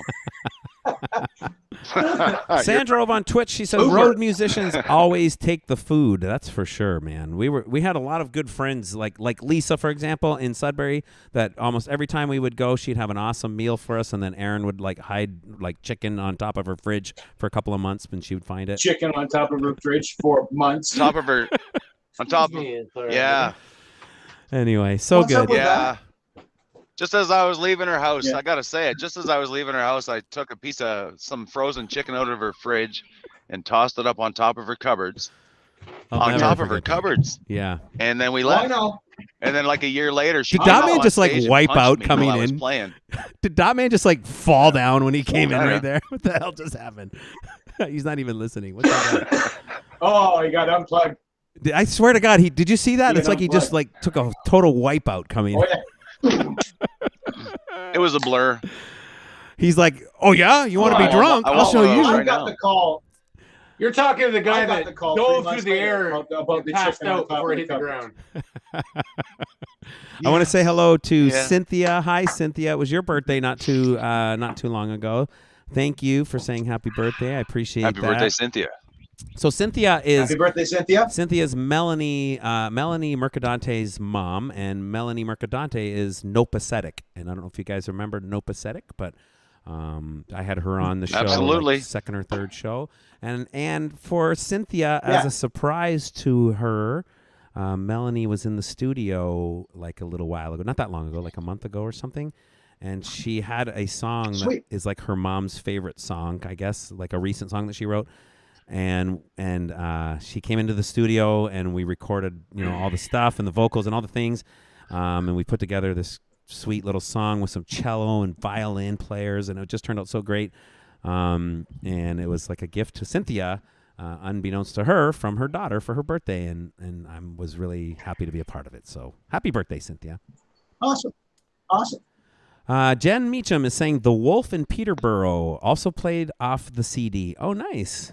The Wolf in Peterborough was playing our stuff, this radio station. Nice. The Bud Tree was the best. Speaking of names, How you doing, Jen? How about the Ninja Turtles or Dot with his clipboard couch trip? What the hell is that? I remember flying over a couch. Certain things escape me. Oh, she's saying 7-Eleven Pogos. We had to Yeah. blank a lot out to make room. Uh-oh. Yeah, what's that? What? Hey, so those are the tracks. Solo some vocals of us standing around there for a second. Solo some of those tracks now that you got 'em. Give us some harmonies. 4 dudes standing around a microphone. Give me some. Ooh, listen to those drums. Got a good groove. Yeah. Sweet. Bam. I've never actually heard the words before. You never actually sang them right either, so. We had to wake you up to sing them. Yeah, wake you up to sing them, exactly. I Dude. didn't even know. I was asleep. Dude, it's time to Yeah. sing. That's great. Yeah. Very good. I'm really excited that you have those Still happens. tracks. I for fall sure. asleep. Yeah. Okay, so It's the best thing. I'm kind of thinking that maybe it might be a good time to get talking Hey, about I was going to say before we get into because I think I know where you're going, but let's go to why we got all of the tracks. Oh, sure. I'd be happy to talk about all of that stuff. Yes, All right. that's a great segue thingy you just did there. Yes, let's do that. So So go ahead and talk about a little bit What- why we reached out to Rob Nation That's what I EMAC, do. and why we did what we did with that. Didn't we get these at a yard sale? We miss you too, Jen. Originally. Yard sale? Yeah, the art sale. So all right, so let's tell them why there was actually besides the Tim word kind of got the ball rolling. besides with the this word whole thing. awesome, like that's why, because it's awesome that we have them. Yeah. Besides that, there's actually a legit reason why we reached out to EMAC to get these tracks for us. So Tim, why don't you probably know the story the best? So why don't you kind of tell us why and how it came to be? Well, Peter, the producer for Race, Peter Brennan, reached out to me and said, "Hey, listen, I was talking to a guy who does a podcast, and his name's Marcus Frank, and he has a podcast that he does for 80s bands, and he would be interested in talking to Ace as well." So I got a hold of Marcus, and Marcus and I chatted for 2 or 3 hours one day on the phone, and we got talking about ACES and the time period and us recording race and stuff like that. And Marcus had talked to a friend of his about ACES, saying, hey, you know, like he had a like kind of a retro record label that he put out records that had been done a while ago. Do you find it So, hard to talk to me right now, Tim? Yeah, a little bit. A little bit? Okay, that's good, because nobody can see me right now, so. Well, that's good. So Yeah, it's great. that's kind of good, probably. But Yeah, that's but they had said, like, he had talked to this other fella. There you go. I like that better. That the first guy, he listened to our stuff and he said it's a little heavier than what I'm used to doing. Like they did kind of like Frozen Ghost and that kind of stuff on that other label. So, but he passed us off to Steelheart Records from Italy. And Primo got a hold of me from Steelheart Records, and he decided that Primo said, "Yeah, definitely, I'd be most interested in maybe re-releasing your stuff." So, you know, here it is, 27 years later, and ACES Wild may be on the verge of signing a European distribution deal, which is kind of cool. So, you know, Primo's very much interested in hearing the tracks, and what he wanted was the unmastered 2-track masters of all the songs. The unmixed and stuff like that, right? So, no, what am I looking at? Is it mastered, Dotman? Is that? Oh, He wanted it to be So unmastered. good, Dotman. He wants to master the. Yeah, unmastered. Mm-hmm. He wanted the final mixes, but unmastered. Oh, So sure he does. that's He wants to master it. Right. Yeah, Well, that's when he wants to get it mastered. Todd had reached out to Rob from EMAC, and Rob said, "Yeah, but I can give you all the tracks too." So we got all this stuff in our lap now, but we also, maybe 27 years later, it looks like we may be looking at a European distribution deal for ACES Wild too. Wouldn't that be something, huh? Something to actually pan to that stuff in a retro kind That'll of be way. cool. Absolutely. Yeah. But even cooler than that is the fact that we have all the tracks and we can remix them ourselves. And That's do amazing. a new release of this record. I love that idea. Hey, tell me about the end. Tell me about something about the end that the listener. You don't want to say anything about it. Eh? It's so cool that we're not going to mention it. That's okay. He's like, no. But it's so cool. Yeah, he'll say something about it. Okay, that's cool. There will be an alternate mix of the end. I understand. That's all I will say. That nobody's ever heard. Because there's stuff in there that incredible is in there, but yeah, stuff in there that wasn't in there, but right. it's in there. Right, that's in there. Yeah, it's amazing. I know. So we basically have all of the stuff, like everything. Yeah, there's some good stuff in there. And the really cool thing about the European thing, the European deal too, is that he wants to repackage it and send it out as a European collector's edition, which is really cool with the booklet. I love it. And everything. So, you know, it's really cool. And he hasn't, like, you know, the coolest thing about the deal is he just said, hey, this is what I want to do. Everything else is yours. Right. And right. you know, that's just unheard of. And he's even like, looking. That's where, he's even looking for anything new that we can throw on him, like anything that we can send his way that might be sort of even obscure, like even like old photos that people haven't seen, or anything like that he can get his hands on that may not be like common to just, you know, anybody kind of thing, I guess. Yeah, exactly. And but the best part of, I think the best part of the whole thing is like he just wants a finite part of our collection or our library. Yeah. And we still own it all. We still have, like, because it's funny. I've been talking to so many friends over the last years because what else we got to do? But talking to guys about their old material and songs that I know are great songs and stuff that is really cool part of their library, and they don't own it. Right. They own the songs, but I know in one they don't own the tape. So they can't get the original tracks because they don't own the tape. Right, right. Come on, really? I know. You know, and people are unwilling to relinquish that, even though, like, hey, look, I'll buy the tape from you. No. I know. We're lucky. I'm glad. You know, that's how we are so fortunate to have to be still one entity that has all of their own stuff. We still own everything. Everything, yeah, absolutely everything. So rare. And what that really means is, if we wanted to, we can go back and we can correct. Because I know that I can think of one error on the original tracks that no human being knows of other than the four of us. Right. There's a few. And if we Yeah, could, I don't know. why not leave me fix it, alone. right? And now we can. There's no need to fix Yeah, it, exactly. but we could fix it. So that's pretty cool. It's amazing to think of all the things that can be done like now, especially with it being like in an actual Pro Tools session, you know, like the things that you couldn't I'm do. not fixing shit. You're not the only game in town, buddy. That's right. Yeah. You watch all the bass tracks. All the bass tracks. will be Everybody's got Pro pristine. You Tools, watch buddy. that, eh? Yeah, but everybody doesn't have this thumb drive with the fucking tracks on them. But I paid equal part, so it's equally mine, buddy. Oh yeah, speaking of that, I got a receipt, buddy. Yeah, he's like, you didn't pay me shit yet. What are you talking about? Shit. That's true too. I haven't paid you a penny yet. All right, I'll shut up. All right, good. Hey, so I think that's great. I'm excited about all that stuff. Look at that. There's the old van. Look at that thing. That's crazy. Isn't that great? The old Kiss van turned into an Aces Wild van.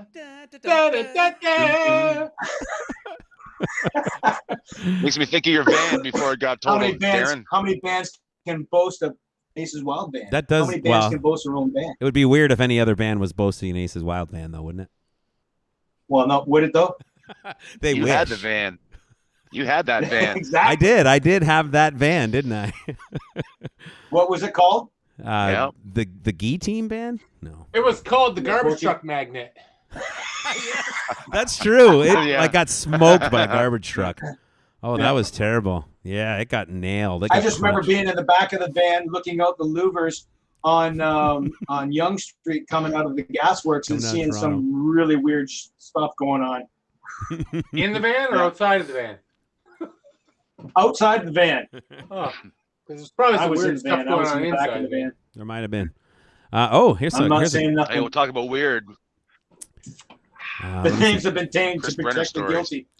So, yes, Chris Brenner. Chris Let's Warner talk about says, him. as a collector of all things Aces Wild, since Deal Us In, I would Yes. love to hear the remix stuff. So he's looking forward to hearing that stuff. Will the remix be available? Yeah, absolutely. We haven't had a lot of chance. We literally just got them, like 2 days ago or 3 days ago or something? Yeah. Yeah, end of last week. Yeah, so we actually honestly haven't had a lot of time to really kind of talk about everything yet. But yeah, we're going to do this is going to definitely be something that we'll be looking at remixing, I think, and getting this kind of The disco edit. like the disco beats one. So the EDM versions of songs. And you might as well drop the whole bag open right now. Is that when this crap gets over with and we can finally be in the same room? Hey, my show's not crap, buddy. Not your show. Oh. Wait. Okay. Yeah. Not this show. Oh. That's looking at doing some recording some stuff that didn't make it, and a whole bunch of new stuff. We've been talking. We've been back and forth with some new stuff. Oh, what's that What do man you got got? there? What's he got going on here? Ooh. Dun, dun, dun, dun. Dun, dun, dun, But, dun, dun, dun, dun. 1991. Look Deal at us this. in. Raise it a little higher, buddy. A little higher. Look at this. 91, There you go. 92. 91, 92. Wow. So I love yeah. Can't fit it So- in. We're doing a reissue of those. We're doing a reissue of those. I'm going to throw them up on that We merch still haven't done it site. yet. I'm going to throw them on the merch site that I got Abs. that I showed you guys. My merch stuff. You got it, buddy. Yep. You can be able to get your mask with Aces Wild. Right? That's right. They'll be available once COVID's over. Aces Wild. Yeah, Yes. there you go. So There you go. So what Tim is kind of alluding to is that we have been Yes, been Penrod. chatting in the group about and there's have been some ideas being thrown around. And I would not be surprised that if we, especially I think maybe if we do a remix and a re-release of this, we may throw some bonus tracks maybe in there, or we might do something else along those lines. But I have a feeling, and I don't want to jump the gun, but you guys might be hearing something new from these four dudes coming up in eventually one of these days, huh? Well, I think the Kinda race fun. is going to be remixed and reissued with a bonus track for sure of the end, an extra mix of the end, special mix. as far as extra stuff on that, I think that's it. Any of yeah, the that might be a extra good stuff is idea, gonna actually. be new stuff. Yeah, New stuff. I agree. Maybe some of it will be old stuff that was never recorded or released, but then there's also, and then maybe that'll be something in itself.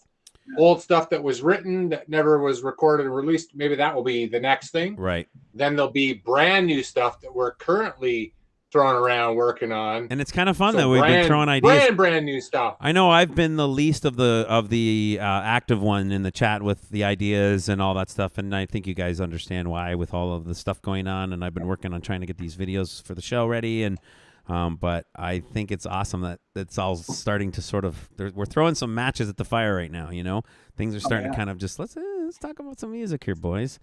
Oh, the King's been ripping off riffs like crazy. It's awesome. Yep. Sounds so good. The riffs that he's been throwing has just been like every time he throws a new one up, it's just like all these ideas start flying in my head. It's like yeah. Right. Like right. you know, like it was back in. Remember when we were back in Al Craig's studio, and we would just jam a riff, and everybody would go, "Oh yeah, but this," and "Oh yeah, put this on that," and love we'll do this, that. and we'll do this, and then all that song. There's a song, and we wrote 3 songs that one day. I remember we did. Yep. Oh, not too far from home. There was 3. I can't remember what 3 songs there were, but we did 3 songs in one day. It was just bang, bang, bang, bang, bang, bang, bang. We were firing on all cylinders at that point. Yeah. So I have to do a big shout out for Marcus for doing his that podcast for us, which kind of really lit the fire. Because as I'm going through the stuff with Marcus, and going, yeah, I remember all that stuff. And Marcus, one thing what was blown away by Marcus was the fact that we opened up for all of these bands. Yeah, and all these signed recording bands. And he said the thing that blew him away was that none of the recording companies that were signing all these guys go, wow, these guys are pretty good. We should have a look at them. And that was one thing. And if Marcus is, I'm pretty sure he said he was going to try and get into the show tonight. Cool. If he can find the show, post a link to your podcast. Yeah, so, I was just going to say maybe if what was it called again? What was the show called? Oh, AOR. You just did it recently, Marcus, right? I'm sorry. Yeah. So I'll see if I can find the link too. Yeah, post it in the show there somewhere in the chat or something. But yeah, it was a great interview. Sure. It's kind of what sparked all of this whole like revisiting the old stuff, which in turn has turned into us throwing around some new ideas now and sort of looking at maybe doing some new music for Aces really Wild. Wouldn't that be something, huh? Yeah. So that'd be great. And like I said, if this thing pans out in Europe, Marcus is probably instrumental in that too, because he was the one that got us in touch with all those guys, because he was the one that said, yeah, this stuff is worth, something we all thought from the get-go. We always thought that the music would stand the test of time and everything like that when we wrote it. But it's kind of really rewarding. And, there's been a ton of people that have said that over the course of the years. And we're incredibly blessed to have such amazing fans and friends that listen to our stuff and still listen to our stuff. But to have somebody new come onto the thing like 27 years later and go, why was this stuff never big? Yeah. And, that's pretty cool. That's a pretty lot cool, of it, because you think 27 years later. We've always kind of, I guess for lack of a better term, we've always kind of blamed the timing of the release as a big contributor, like a contributor to the fact that it never really went where we thought it was going to go. And we had some pretty good stuff. Like we did okay over on the other side of the Atlantic, and we kind of had some stuff happening for us, and it really felt like, things are going right. Timing was one thing, but I think also a lot of it was, we just didn't have the financing to back us. Like we had the money that we got the money together through a lot of years of hard work to make that second record that we made. But we really didn't have the fundage to kind of push it further than we had got to that point. Like it would have really helped us a lot, I think, if we had a certain level of fundage, which got us the record. We had a certain level, but we didn't have. Yeah, we didn't have like that big level. And it takes money, right? Yeah, I mean, my dad always wanted us to wear 5 costumes. Yeah. Well, my dad wanted us to look like Motown. Yeah. We dropped 45 grand on that record, and that was crazy at the time.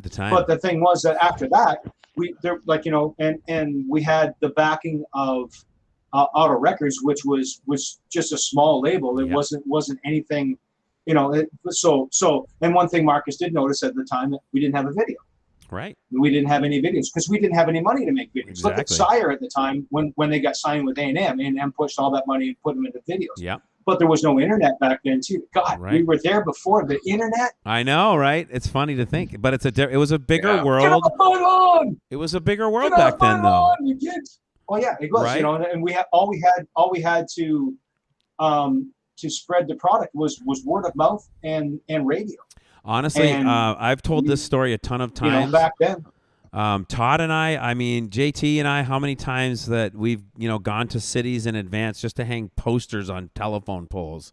Like, I mean, him and I both had a Absolutely. briefcase with a stapler, a tape gun, all the posters, thumbtacks, all you name it. And we would drive to Toronto to plaster Yonge Street and the venue and all the things 2 weeks before we would even go to the gig, It's not like that anymore. Yeah, exactly. No, absolutely not. We would go and It was like LA. flyer parking lots of gigs that we were playing. We would flyer the parking lot the week before, and Right. Yeah, exactly. And it was we didn't have the advent of the No, internet. it's very We different. couldn't post on Facebook, but Facebook events and stuff like Right. that. Very We different. made our posters by hand. Yes. Right. Aaron? Representative There's no from North computers London to would like make the them. floor. Aaron would like the floor? The representative from North London would love the I floor. like to just say, no, before I forget now, come on. How about all the great gigs that we did in that beautiful time in London where it was the Electric Banana and the Red Lion Ricky's. and help me out here. Ricky's, all Legends. Ricky's, yes, Ricky's. that heyday where We every did band would be our, playing every week somewhere in town and every night Yep. and We did our CD Great- release party at great owners. Legends. We had pyro in that place, and that was something else, right? Okay, let me. The swinging TVs. Right. Let me catch up to the chat here 1 second. I just want to kind of make sure that we don't miss anything. Okay, so Sandra, she says, can't wait to hear the remix for sure. We're excited for that. It's something that we just literally got our hands on, and we're really excited to kind of get diving Something into I'm it. working on right now. Right. Chris Warner wants to know. Chris Warner wants to know if ACES will play after COVID. I would have to say that sure we would if something came along. I mean, we were always doing like a one-off gig every here now and then. Mostly in London. Just before COVID kicked in, I had plans to do. Last year was my 50th. Remember, I had plans. I was trying to make plans to do a weekend of a gig in London and a gig in Windsor with ACES and Elsie Binks. Our dream and, gig. All of us, right, as much as we could, and that all fell away. So because of COVID, but I mean, yeah, we'll get back to doing some gigs if we can. Sure. Go ahead, Aaron. If COVID lasts 20 years, if COVID lasts 20 years, I'm gonna say no, sport. Right. If it lasts 20 years, it'll be pretty difficult, right? Yeah. So yeah, it's a matter of time. Right. Exactly. Okay. So let me right. keep moving along. Hold on. Let me keep going along here. Debbie. Of course. Yes. Debbie says she still has 2 Aces Wild shirts. I love that. Tell Debbie I Steal still it from have your her sister? Aces Wild video. There you go, Debbie. Tim still has your Aces Wild video.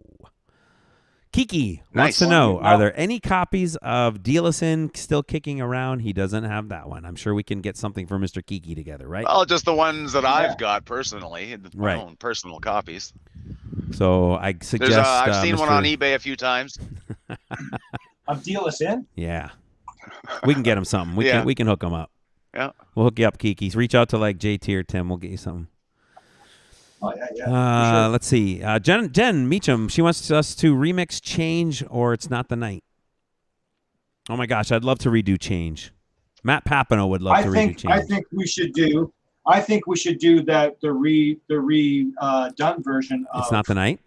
It's Not the Night. That'd be fun, I was too. listening to that today, and other than the disgustingly out-of-tune guitars and the drunk guy singing, it was pretty good. So it's pretty much par for the course. then. That was at Yeah, I'd like to do that one Oh again. yeah. That was pretty much that was the show we did at Ricky's, to Yeah. which Brad coined the great phrase. There was absolutely nothing musical about the third set that night, But it was awesome. because apparently apparently we were pretty buggered up. Oh yeah, he said it was just incredible, but it was nothing musical about it at all. I love it. Okay, let me move on here. Sporty, Sport. I love that guy. Sport says, Sport and I used to be like Dot Man, pressure button. Sporty and I used to be like tennis partners. Like we would go play tennis all the time. Yeah. Dot Man. There you are. All right. Hey, welcome back, buddy. Okay, so anyway, Sport says, my doctor says I need to see an ACES reunion or I may die. Sweet Barb Klein. Sweet Barb Klein says, once an ACES fan, always an ACES fan. That's right. Thank you, Barb. Bless her heart. And, of course, Maddie P says, always an ACES fan. You're so right, Barb Klein. Maddie P. Happy birthday, Maddie P. Yeah. Oh, Jen says, from Wild Side through ACES, brothers for life. Wow, yeah. Oh, ain't that the truth? That goes back a long time, man. We've known each other a long time. Like Dot Man and I was 17, I think, when we met, him and I. That's a couple years ago now. You were 18 when we went out on the road. We were playing. I was underage playing in bars. Remember the first time we played. How fun was that for you? You couldn't go across the street. Right. Across the street. Ernie Burger. Across the border. Yep. Oh, there's a little frustration.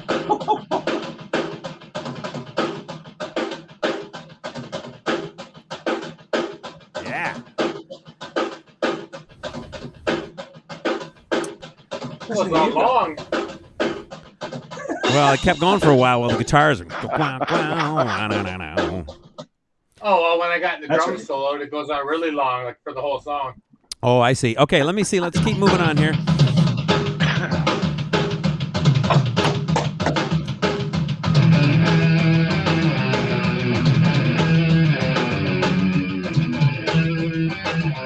Haters up, man! Haters up! Nice. Hockey stick mix. Okay, let me see. My mom, she says that's probably where Darren met Barb. You know where I met Barb? I met Barb when in 1988 at the Pine Ridge in Strathroy. It's a long time ago. 1988. Yeah. 18. No. I think it was earlier. Oh, in Wildside? Barb. She's nodding her head over there.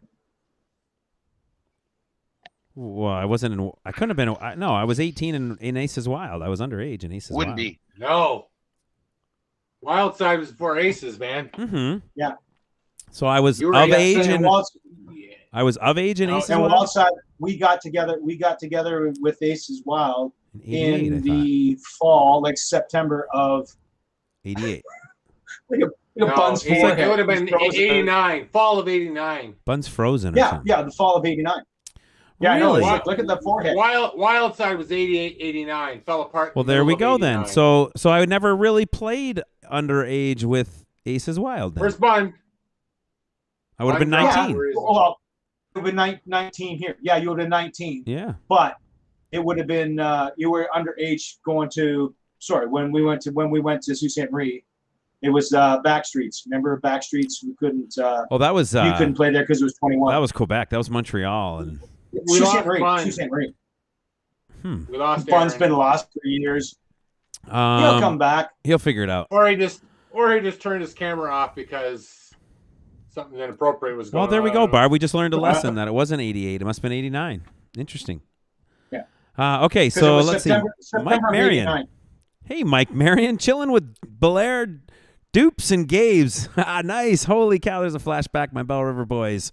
What's happening, Mr. Jeff Belair and Mike Marion and Sean Gabriel? What's happening? Dupes. I love it. You guys, thanks for checking in. What is he doing? Is he frozen? Yeah, somebody was frozen, Mom. It happens. Dangerous Times fun. is so timeless. There's a good one. Let's talk about that for 1 second. Roxanne just mentioned about Dangerous Times. The lyrics in that song are really relevant to what's happening in the world today and all this stuff. Great thought there for sure. She's asking how old I am today. Today is my 29th birthday. I'm really excited to be finally almost 30. It's going to be great. How come my soundboard isn't working?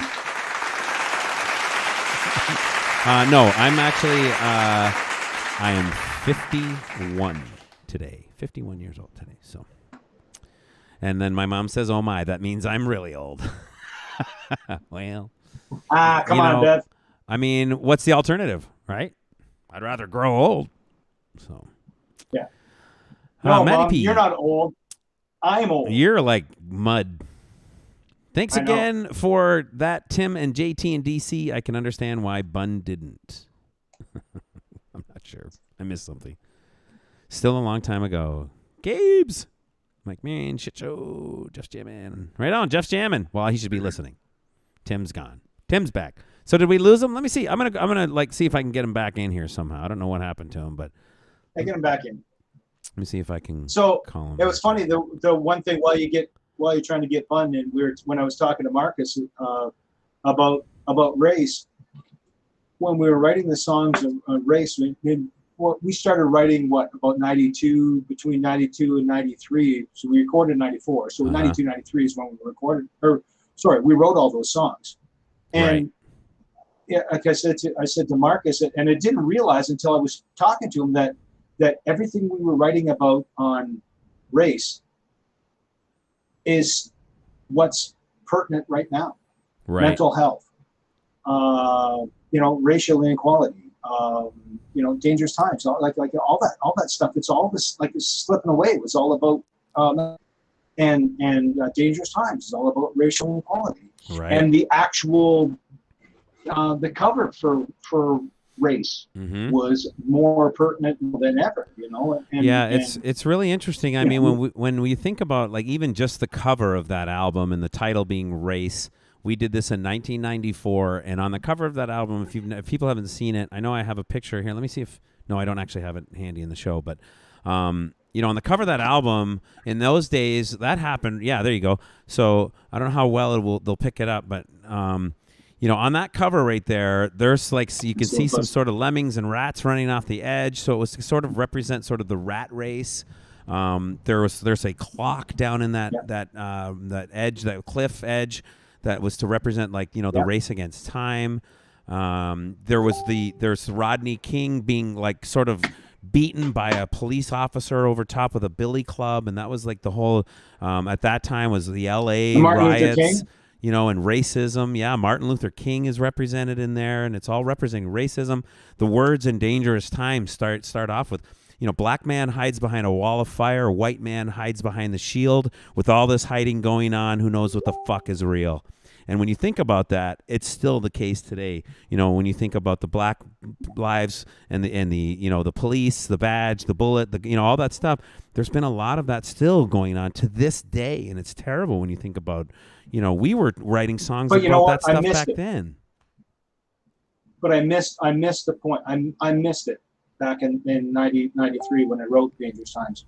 It shouldn't be black man hides behind the wall of fire. It should have been black man speaks with a wall of fire. Right. Because that was the only voice I had. Exactly. When you're backed into a corner, like that, that's all you have. Yeah, you're absolutely right. But again, it's it was of the time. We're talking about something that was wrote almost 30 years ago, 25 years ago, So and it was literally written while I remember writing the lyrics for this. I remember coming up with this. I was sitting in and it's funny you talk about Jupiter's Lounge in Cornwall. Yep.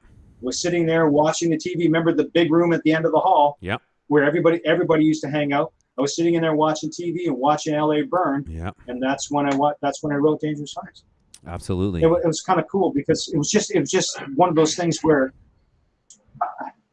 Bun can't get back in. He's trying. Do we know why? Do we know why he can't? I don't know. He's tapping one of those.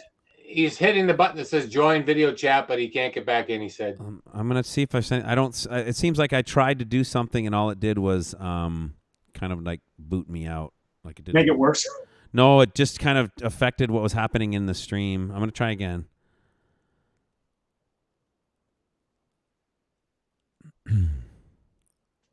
Hopefully that works. We'll see what happens. I tried. Tim's frozen now. Okay, so let me see. Hold on. Let me see if I can get Tim to move. What the hell happened to Tim now? He's frozen. What is going on? Wow, everybody's going. Hey, Dot Man, it's you and me, buddy. This is like the end of a show. End of an ACES show. Everybody's dropping like flies. And I'm surprised that you're left standing, actually. It's miraculous. Eh? Well, I'll tell you what. Now is probably a great time for me to play Remind Me, and we'll see if we can't maybe get back to figuring out what's going on with the rest of these clowns, All right, let's do that. So this is the other video. These guys have all seen these videos before the show.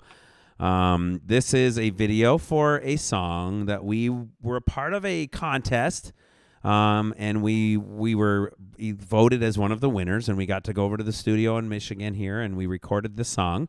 We did this all in a day, and I ended up making a video for it. And a lot of people don't know this song, right? This is kind of like the newest, I guess, right? Yeah, right. Chris Sport says this is just like the first episode with you and me. It kind of is, right? We were joking earlier that JT was not only was my very first episode, but he's also my very first person to be on the show twice now. So it's kind of funny, and now he's actually the only last man standing. So, all right, let's get to this video. I hope you guys like this song. It's got some of the actual footage from the studio that day when we recorded Remind Me. It's a fun song. This mix never got, I guess we'll say, never got mastered or finished. So this is sort of a unmastered. Someone's coming in. I see someone making their way. Someone's trying to make their way back. Oh, it's Bun. It's Bun. No, I don't know what happened to Tim, but Bun's back. These amateurs, eh? I don't know what's going on. There he is. There he is. He's coming. Jeez. What happened, buddy? And just no internet shut off. Ooh, well, welcome back. No internet. Welcome back. That's okay. Tim's gone now, too, so. So apparently we both lost our internet, apparently. At the same Does he live time. in London? We like to have a shout out to Rogers. Tim in the chat says, send me an invite. I will. I'll do that right now. Hold on. Let me do that right Just now. hover over the top and click and click and click and click. Until it goes. Here, I'll send him an invite. I'm See if that clicking helps. the shit out of it. I don't know if that helped. I'm going to try it again. Yeah. I'm going to try it again. Yeah. I clicked it a lot. I managed to get you back, though. That's good. I don't know. It doesn't look. Oh, here he comes. Here he comes. Hey! Oh, look at him. You wanted me to shut up. You should have just said shut up. Well, Oh, yeah. You're Yeah, behind. there we go. Okay, hold on. Wait 1 second. So now this changes the order, though, because now yes, I'm in the number one spot. now JT's in number one position. Aaron's Game taking show. over second. Tim's coming up the rear. as usual.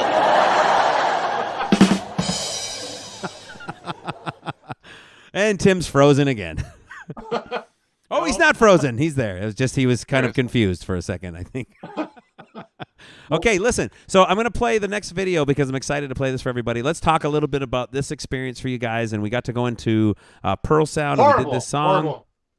Let's just see how all that happened and how we did a contest and I made a video. And why don't we talk about that for a second here, and then we'll get. You talk about that. It's your deal. All right. The hummus was This will be the delicious. best buns contest from Sault Ste. Marie, right? The best buns contest What's he in talking? Sault Ste. Marie. What is he talking Oh, about? that was Dotman won contest. $25 that night. We got free. Oh, never mind. That's the wrong contest. Oh, that was a different. Yeah, Dotman won that That's one. the wrong contest.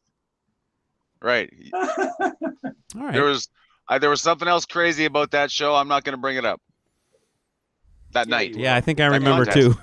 I'm not bringing it No, up. we're not. No, Gonna don't bring that up. I'm not bringing it up. No. Nope. Just close your one eye and just leave it there, buddy. I'm one eye. Thinking about nothing. All right, listen. Not saying anything. So I'm go. gonna just go right to the song. This is like the last song that we kind of wrote, huh? Wouldn't you say this is like the last song that we sort of did together? There's a The last song we recorded. we recorded for sure. Yeah, we did this one and Heard It All Before at the same time, right? Yes, that's true. We wrote those at the same time. Yeah. Yeah. I love that song too. Heard It All Before. That's another good one. Yeah, me too. All right. Well, let me play this. This is one of the videos that I of two that I put together. I love I love this song. I love this video. It's got some footage of us in the studio that day. It's got some fun stuff. I don't know that a lot of people know this song. I don't think. Maybe. Maybe not. No. Cool. No. Well, I'm it's- happy to bring it to them It's then. barely out there. And yeah, and if you go to the YouTube to my YouTube channel, I actually have enough subscribers to call it youtube.com/Darren Curtis Drums. So it has to be some stupid, long, unmemorable link right now until I get enough subscribers on my YouTube channel. But yeah, but then we're looking for subscribers. I'm looking for subscribers right now. Thank you. I'll throw in a set of Ginsu knives. But no, seriously. Thank you, Johnny Pardo. Yeah, like these videos are going to be made public on my YouTube channel after this, so it's not like you can watch them now, but you'll be able to go and see them on my channel too. So, so let's play Remind Me, another fun video. I had a lot of fun that day with you guys myself. All of it was fun. It's all fun. It's music. So, all right, here it is. Check it out. Remind Me. I love this. I love this, by the way. It's great. Thanks, buddy. I just saw it a little while ago. Yeah, you did. Yeah. Wow. Noise, you guys all right or what? My friend.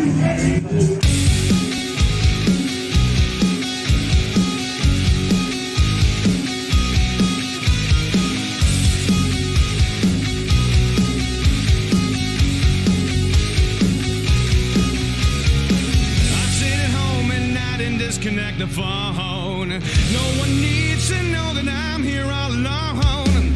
Turn off the TV and leave the world outside. Then the papers scream that there's no place to hide. Dog eat dog seems like the only way to be. Bears resemblance of a waste of time to me. Just when I thought it safe to think again, they're always there to remind me. Just when I thought it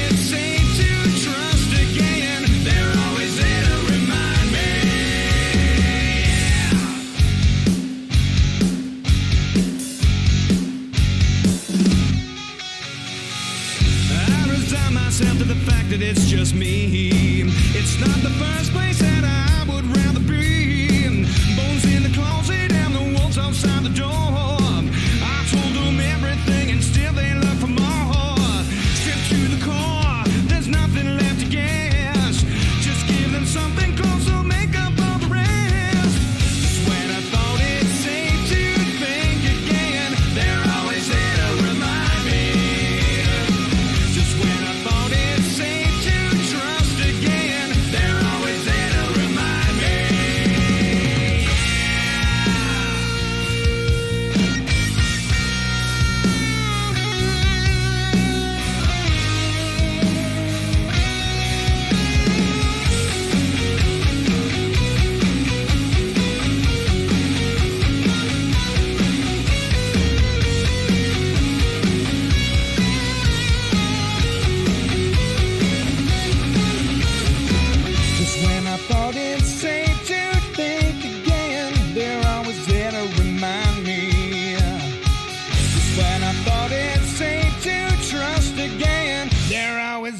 remind me. They're always there to remind me. When I thought it's safe to think again, they're always there to remind me.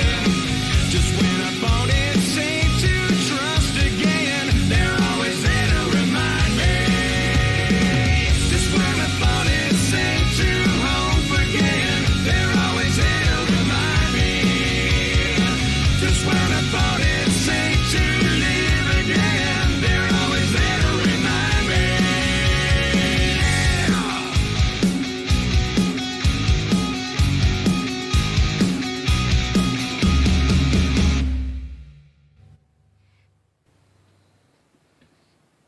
Bingo.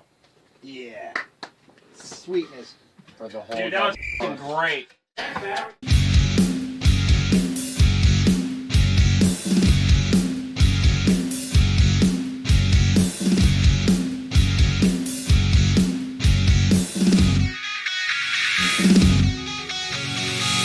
I resign myself to the fact that it's just. That changes the ending a little bit for me. Does it? I just flip two parts around. I'll stay. Oh. For the whole. Dude, that was f***ing great.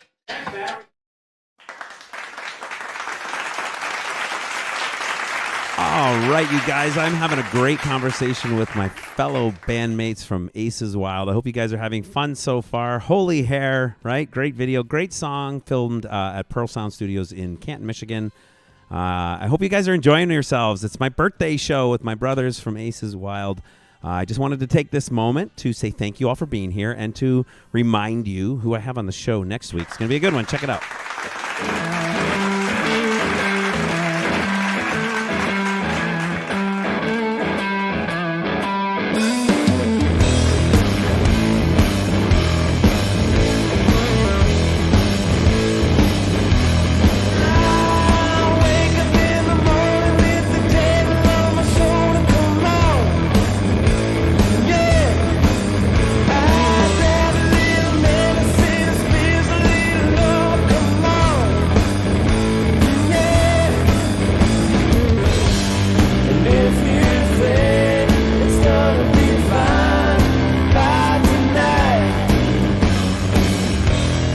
That's right, you guys. Next week, I'm going to have Mr. Mike Leslie, former guitar player of Candlebox. He's this original artist who does all sorts of cool stuff. We're going to talk about some of his actual paintings, some of the art that he creates, as well as his music, the time he spent with the band Candlebox as well, the terrible car accident that he had that sort of took him out of the band, and all the other cool stuff that's been going on with Mike Leslie. I'm looking forward to a great show next week, you guys. Tune in, Bands Across the Water, Sundays at 7 p.m. See you with Mike Leslie next week.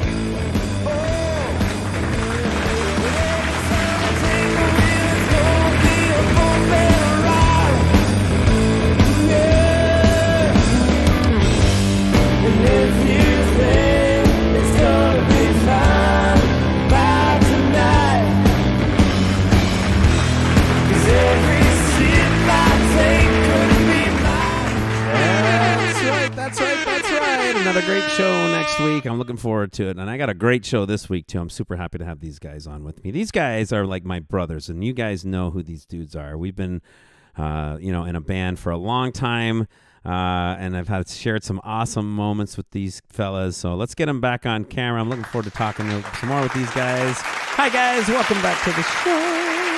Hey. We got JT in the lead in position number 1, followed by Aaron Bensett coming in at number 2, and down at the bottom, trailing, coming up the rear is Mr. Tim Thompson.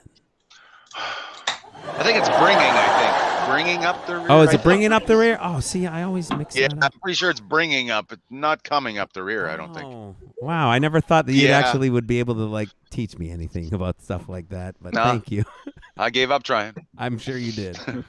You just laughed at me instead. No, just let him say it, man. Just let him say it. Well, it's great to have you guys. Across the board, he gave up trying. You gotta let him go. You gotta let him go. Right. So Remind Me, that's a fun song. It was fun to make that video, and you guys will all be able to find those videos on my YouTube channel after this. Right now they're sort of unlisted, but I'm going to make them public. So just go find me on there, and you can find, and as well as you will be able to find all of the episodes as well, except for episode number 1 with Abandoned Souls, James Todd. For some reason, I wasn't skilled enough back then to learn how to make it happen. And we were just speaking about Mr. Marcus Frank, checking in the chat on Facebook. Hello, Marcus. Thank you for being here. Appreciate it. That is the guy who we've been talking to about the podcast that you did. Hey, Marcus, please post the link to your podcast on the chat here. Yeah, so throw that everybody chat in can there. hear the wisdom. Throw that link in there for sure. Absolutely. Mr. Jinx Rocks. So I don't know whether to call him Jinx, Rocks, Jinx, Rocks, whatever it is. Welcome back. Jinxie rocks, man. Good I don't know if you ever met Jinx. Jinx is the character of the characters. He's the greatest guy in the world. Much love to you, Jinx. Much respect. Sweet. Yeah, he's been a devoted fan since day one, I would say, on this. All of the technology he's a great woes cat. as well. So Marcus says, sure thing. He's going to post a video, link to the podcast video in the chat. So go and check it out. This was a podcast that you did, Tim, with Marcus, correct? Mm-hmm. Awesome. Mm-hmm. And it was all about some of the good old ACES ongoing. Yeah, he's got an ongoing podcast bands in the 80s that didn't quite make it, but he's given them a shot, bringing the spotlight to them, which is really cool. I love it. There's the link, you guys. That'll take you to the show that Tim did with Marcus. Check it out after the show here when you get a chance. Thanks, Marcus. Appreciate it. And thank you for, helping our little band out. We've just been doing this a minute or two, so we certainly appreciate all the help that we can get even now. Yeah, exactly. Aaron Bensett has the floor. Exactly. I'd like to know where Marcus is right now. Marcus, where are you right now? Yeah. We will wait to see what Marcus tells us where he is. In the meantime, if anyone has any questions for these guys, now's the time. Now's the time. Get them out. Let's see what you guys got. Maybe you can tell me a little bit about your favorite memories that you might have of time spent with some of us somewhere down the line. New York, Stephanie checking in all the way from, I like to say this, Stephanie from New York checking in tonight. Thank you, Stephanie. I appreciate it. Thank you for the awesome stream, she said. Enjoy the rest of your birthday. I will. Thank you so much, Steph. It's always great to have you here on Twitch. Thank you, Stephanie. This just in, Marcus is from Toronto right now. Yes, Marcus is checking in from the big town of T.O. tonight. Wow. Right on. Why is Matty P, why are you asking that question? Why are you asking that now? We don't want to go there. He's asking We don't talk of the... Nope, we don't. Nope. We're not going there. Jinx says worst show, best show. He's actually he's actually told me that this is his favorite show right here, and I know that's something different that he's talking about. But he said that Bands Across the Water is his favorite show. I think that's pretty cool. Okay, so let's go there. Let's do this. You want to know our... Let's talk about it. Yeah, Tim, what was your favorite show ever? My favorite show. Oh, that's a hard one. All right, Todd, what was your favorite? I'm just kidding. You know what? Yeah. Probably one of my favorite shows that we did was at Ricky's after the Balloon Fest. Do you need that lung there, bud, or what's going on? No, it's probably, good, man. It would have been Ricky's after Balloon Fest because I remember it was a hot day that day. We come up to Ricky's and it was just jammed in Ricky's. Yeah. But I always remember that it was so packed, but there was always one line of people coming from the back to the front, people going from the back to the front. Yeah, the opposite way. And it just always reminded me of like it was a living organism. There was like this pulse going through the whole thing, but the place was jam packed. Yeah. Yeah. And for Tide would have been the week we spent, the 1 year that we spent 1 week in Chelmsford, and the show we did at the Baja Club where we wicked first set and the second set, I just lost my voice completely. Yeah. And I just I hated that so much because I felt like I was letting you guys down. That was what always bothered me when I had an off night with my voice.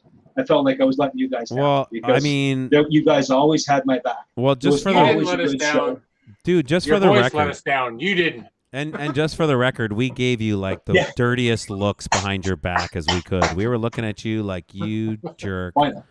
We were like the gnarliest looks on our faces. Not like I would ever turn around and shoot you or anything. We were like, listen to his... Not like I would ever shoot you.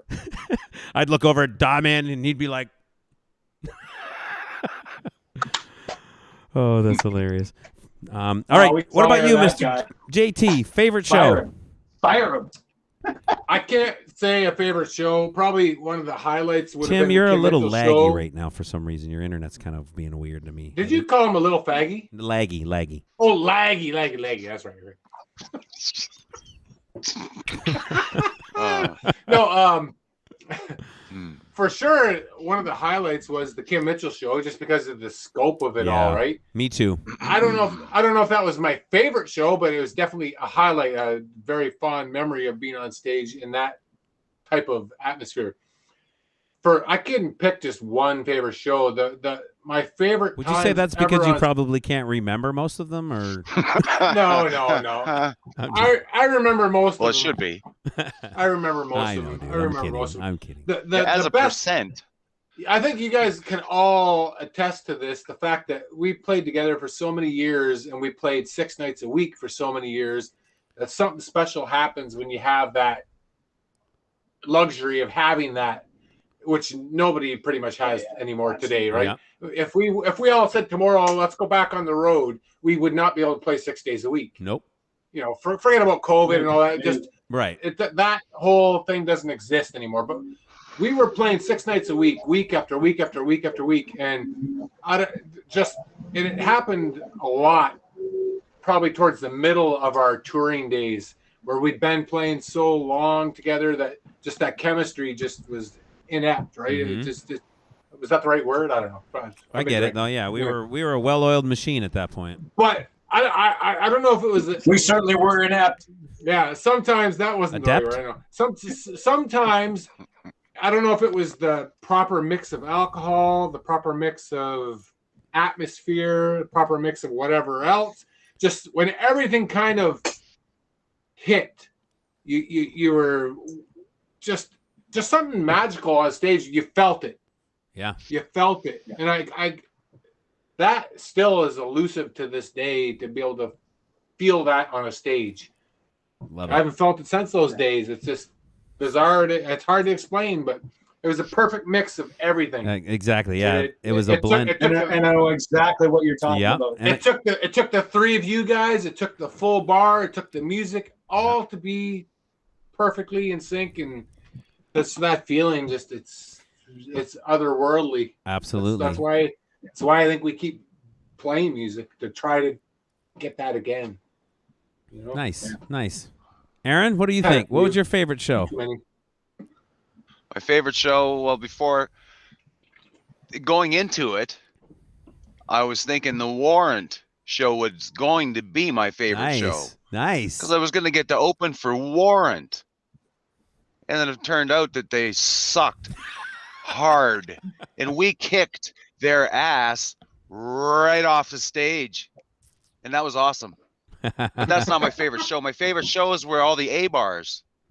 Because there were a lot of B bars. Yeah. But all the A bars, like going to Sudbury, we almost we couldn't believe it. We were going to Sudbury. We freaking loved it. Couldn't wait to go, right? That's the ultimate of party all week and have 400, 500, 600 people every night. Yeah. And it was like a lottery for them to come and hang out with us. It was a party, and that was great times. All the A bars. Yeah. Because they were always packed, and we had the best times there. And we also had great times at like the D bars. Right. But we traveled though, like you know, it was different in those days, right? Because a lot of people may not understand, but we traveled with like full production. We had full PA, full lighting. We had 2 guys on our crew in those days, you know, a sound tech and a lighting guy, and you know, Chris, and in most cases it would have either been like, say, Spike on sound, or you know, we know who the guys were. We had a lot of different people that Burger Fry guy. Yeah, you know, and you know, we traveled as like a unit of all of us together, and we would roll into a city with all of the production, and we knew like it was a package deal. It wasn't that we were, you know, what PA are we going to be playing through tonight? You know, what sound guy is going to try to make us sound good tonight? Is there going to be any lights on stage? Is there going to, you know, no, we're rolling in. We've got a full big PA system, lots of power, a great guy on the knobs making us sound killer. Our lighting guy, I mean, dudes, we would roll in on Sunday and we would be setting up and you know, we'd be, you know, out there tweaking lights and making shit look so great as best as we could. And that would still be going on all the way up until Friday night. We'd be tweaking and fixing and, you know, and come Friday, it was great. It was tuned in, dialed, was perfect. The lighting was great, everything. And Friday and Saturday would be off the hook, like just insane. Sold out, crazy nights, you know. And then Sunday we'd pack it all up, travel to the next city, and either start setting up that night, depending on how far it was, you know, the driving.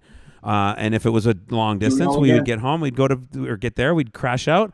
Wake up the next day on Monday, and it would start all over again. And by Friday, it's just dialed in like a machine. And yeah, we went through that a lot. And I agree. Some of those A bars that we played, where we were able to kind of come in, be ourselves, do our thing, and come in as it should be with all systems firing. Man, what a time for us! Like, yeah, we were rocking for sure. Yeah. What about your worst show, bud? Aaron, what's your worst one?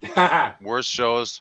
Well, I can't remember specifically. I remember like when there were some times where one of us in the band was extremely ill. You know, I guess anytime my back was really bad, or anytime one of you guys was severely ill, would be a bad one. Yeah, I remember your back would be Tim bad was so sometimes. sick he couldn't even do a show. Yeah. Give me 1 second here. I want to go back. Sorry, go ahead. No, go ahead. Got man. My worst show by far. Oh, did I miss your? I'm sorry. I didn't mean to jump over that.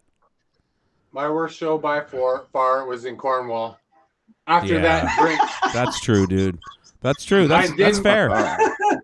Now, in my defense, I don't think that was your. Dude, that wasn't I was your worst forced to show. drink that drink. Oh yeah, it was because No. I didn't do it.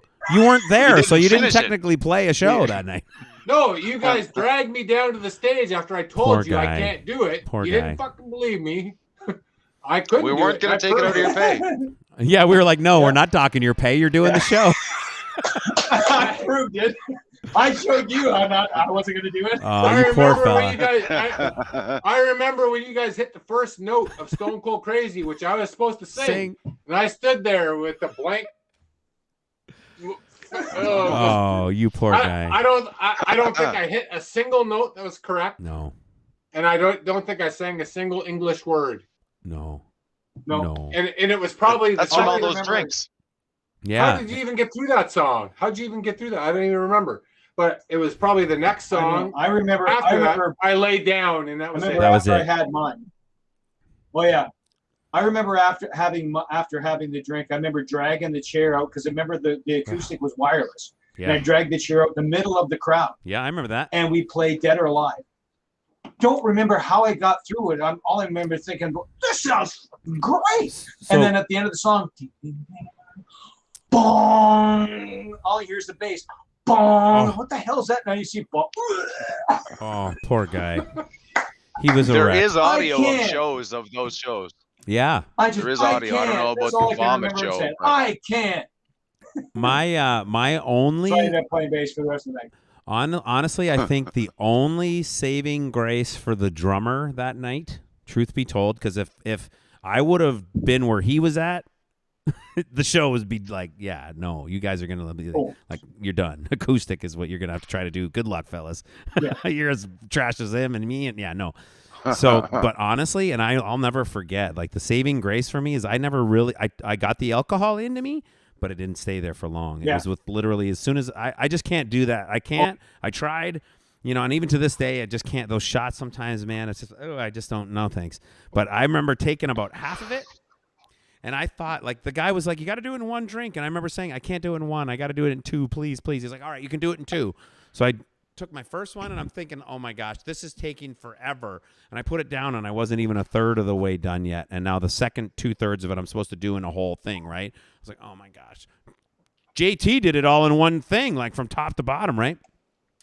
I got to the second. Me too. thing. Yeah, I you did too. too. And I remember getting to the end of the second round of it, and as soon as it got in, it was out, and I went right into the sink that was there, and like I'm not trying to be gross or anything, but like it had no time to even absorb into me whatsoever. All I remember is sitting back and watching this puddle of stuff happening in front of me, and me going, "Oh man." Here's the problem that I had is on any given night, I drank a lot, but I was used to drinking a lot and I could perform a show based on what I drank. I'd be hammered by the end of the night. Problem was I started with this program that I always ran. And then this guy threw this Junior full shot of alcohol in the middle of the program when I'd already primed well before that. Yeah. And that was it. Done. Done. Oh man. You do remember that he would flash a gun. Remember the gun? And say, you are drinking this. You are Remember drinking that? this shot. I remember that. And then we'd be like, well, okay. And Tim was I didn't begging even him, need don't the make the pressure. guitar player drink it. didn't need He the can't. Do not give the guitar player that. He cannot drink it. No, he can't. I remember He's like, that. I'll give it to him if I Drank want to. Right. Oh, I will if I want to. Uh-huh. I'm like, oh boy. Brenner did too. So hold There on. was a reason I Yeah, locked Brenner myself drank in it the all. bathroom. Right.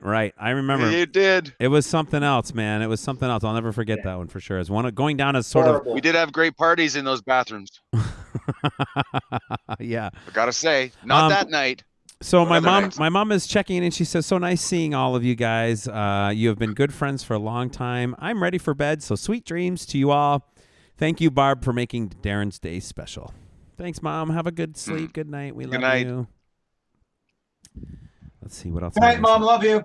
That was 13 minutes ago. I think she's already. I know. counting It's sheep. hard to stay caught up. Yeah, Paul said Calhoun's in Sarnia is one of the places. Yep. We didn't really do Calhoun's too often, though. Oh, do you remember doing the show with Freak Show? with Freak Show? Yeah, we did a freak show. Yeah. Marcus mentioned the Yeah, show Polly was with with Freak Show, and we opened up the. Big House? Yeah, Marcus mentioned the Big House show. I remember that show too. That was in St. Thomas Be at My Eddie's. Baby Doll. Yeah, they had a big song called "Be My Baby Doll," and Be I My remember Doll. we Or put nothing at all. If they listened to that interview that you did, you talk about how we did. We played our set, and we got to the end of our set, and then like basically the whole crowd was like asking us to play more, but the headliner's management didn't really want us to play more. But the owner of the venue was like, "Yeah, too bad they're playing more," so we played more, and the headliners weren't very happy. Oh well. No, we weren't happy at all. Be My Baby C'est Doll. dommage. They weren't happy at all. No, they weren't happy. Matty P mentions the Oxford. Yeah, the Oxford gig when we were upstairs. Loved it. Yeah, Oxford was great. Yeah, remember that? Some drunk guy hopped on my drums. I will never forget that. We're upstairs in the band room, and all of a sudden I hear my drum kit being played. And I'll remember Chris Brenner and I, like that fast, were down the stairs, and we were right on that guy, like just like, yeah, you're getting off these drums, dude. What do you think you're doing? You know? Yeah, I'll never forget that. I remember going to the Oxford when we weren't even playing to stay there and hang out with the other bands. That's true. That's you true. know. Darren Green lived right across the street pretty much from there. We would go and Yeah. see him, you know. Another one Paulie mentions is Saturday matinees at the Colson. Man, those were some awesome times. We'd have some fun in those, huh? As terrible as it was to have to get up and do it like at 3 o'clock in the afternoon or whatever, and then do a show again later that night. We like come on, right? We met some of the funnest, coolest people, like Q-Tip Head, right? Fred, you know, Fred. like, right? Some of those people, if we didn't like, man, just from these The Lonely matinees. Boner. The Lonely Boner, Jimmy yeah. Lonely Boner. Right? Remember those Jim guys? and Larry, yeah. That's Exactly. great. I Yeah. love it. Yeah, the matinees at the Colson Jim were and always Larry? fun. Jim and Yeah, Larry, Jim and Larry. amazing. Pete. My buddy Mike Marion, I'm sure they're Oh, probably Pete. gone, but Pete. good night from Bell River. Thank Poor you, brother. Pete. Let me make sure Astray I want Elvis. to catch up. Yeah, 3 sets a night. Chris, our buddy Chris says he saw Warrant at California's. That probably was the show that we opened up for him, I'm guessing. Yeah. Yeah. Their performance was lousy over there too. That was the show probably. That was back in about May of '97. He says that's probably the show that we opened for them. Yep, that's it. That's Uh-huh. exactly it. Yeah, Matty Peace. All the weeks at the VI in Leamington was fun for sure. We had some fun times Yes, there. yes. Tilsonburg With was awesome. Bolthead. With Volthead. Actually, that's where that's Volthead. also where the Bonventures would have come on to scene. Paul Bonventure and Jimmy Bonventure. They were kind of house techs back then. Jimmy did sound for us a couple times at Cal's. At the VI, Sure. his brother too, Paul Bonventure. Oh, yeah. You're right. Yep. You're right. Yeah. Let's see what else. Worst show I sang. Oh, Jinx is saying worst show he sang was I sang Eric Clapton "Wonderful Tonight" while the band played Jeff Healey "Angel Eyes." That's funny. Jeremy Andari. Pull that off, you know that. My buddy Jeremy Andari, Jinx. he plays in a band called Reckless Revival. He says, happy birthday. Jeremy, I had the pleasure of working with in the studio. I sort of mentored him on drum tracks and stuff, and he was such a great guy. He was very open, and we had a lot of fun. Reckless Revival is their band. Check them out, you guys. They just released some more new music recently, so... Lydia Mantic checking in from Strathroy. Hi, Lydia. Thank you for checking in. I miss you guys, she says. Yeah. Hey, Lydia.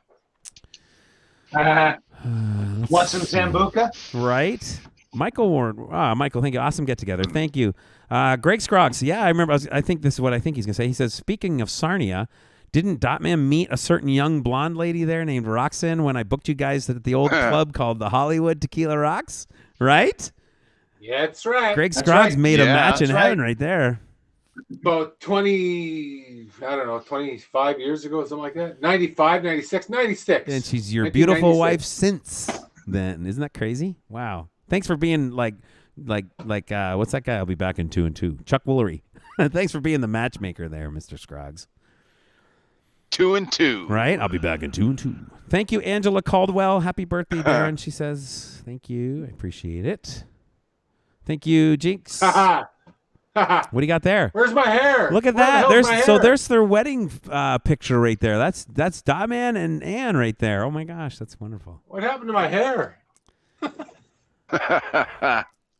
Lydia said we had fun in Wallaceburg and at the Pine Ridge. Yeah, the Wallaceburg stuff was a lot of fun. Sam's in Wallaceburg, right?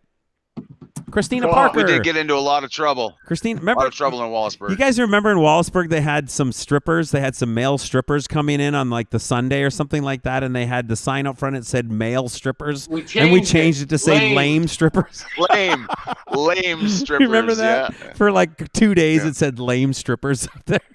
We also threw a TV out the window there. Remember that? Was the that owner there? was mad because Yeah. we threw out the TV. Burner burnt off some brand new tires on a bridge. I thought it was a ghetto It blaster. was a bad town for partying.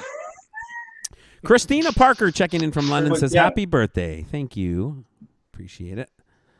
Parker. Let's see. I'm making sure I'm not missing anyone else. Opening for Gowan was cool. Make this super... Yes. Seeing Gowan Very right cool. there on his Right. white piano. And now he's the lead singer for Styx, you know? That's No crazy, kidding, right? yeah. Neat. Gowan's the lead singer for Styx for years now, yeah. Jeremy says, I feel like Exactly, lame yeah. strippers could be pretty lucrative business idea. We did make some money. We did. Yeah, we did were a little the bit of lame- money on the we were- side. We took that the was mail and just... great. Yeah, there was actually dudes that actually had like good bodies and were, you know, muscular and stripping, but we were the lame strippers. We were cheap. That's Can I right. just say something? Actually, something funny. That rest in peace, my Aunt Diane, who's no longer with us. This would be my mother's sister. When we were like you know, when we were back on the road in the younger days, I was probably like early 20s or something like that. I remember going and seeing my aunt somewhere, wherever it was, maybe a family function or something like that.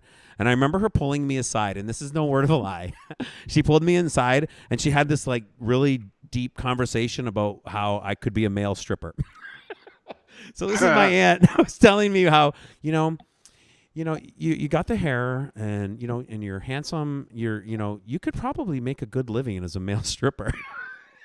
It's like, Aunt, first of all, you're Thanks, my Aunt aunt. Diane. I got to get back to the dance. See ya. La, la, la, la, la, la. It's like, you're my aunt. I don't want to hear you say that. But no, it's so funny that she actually, I'm not kidding. Like, yeah, she actually told me that. So.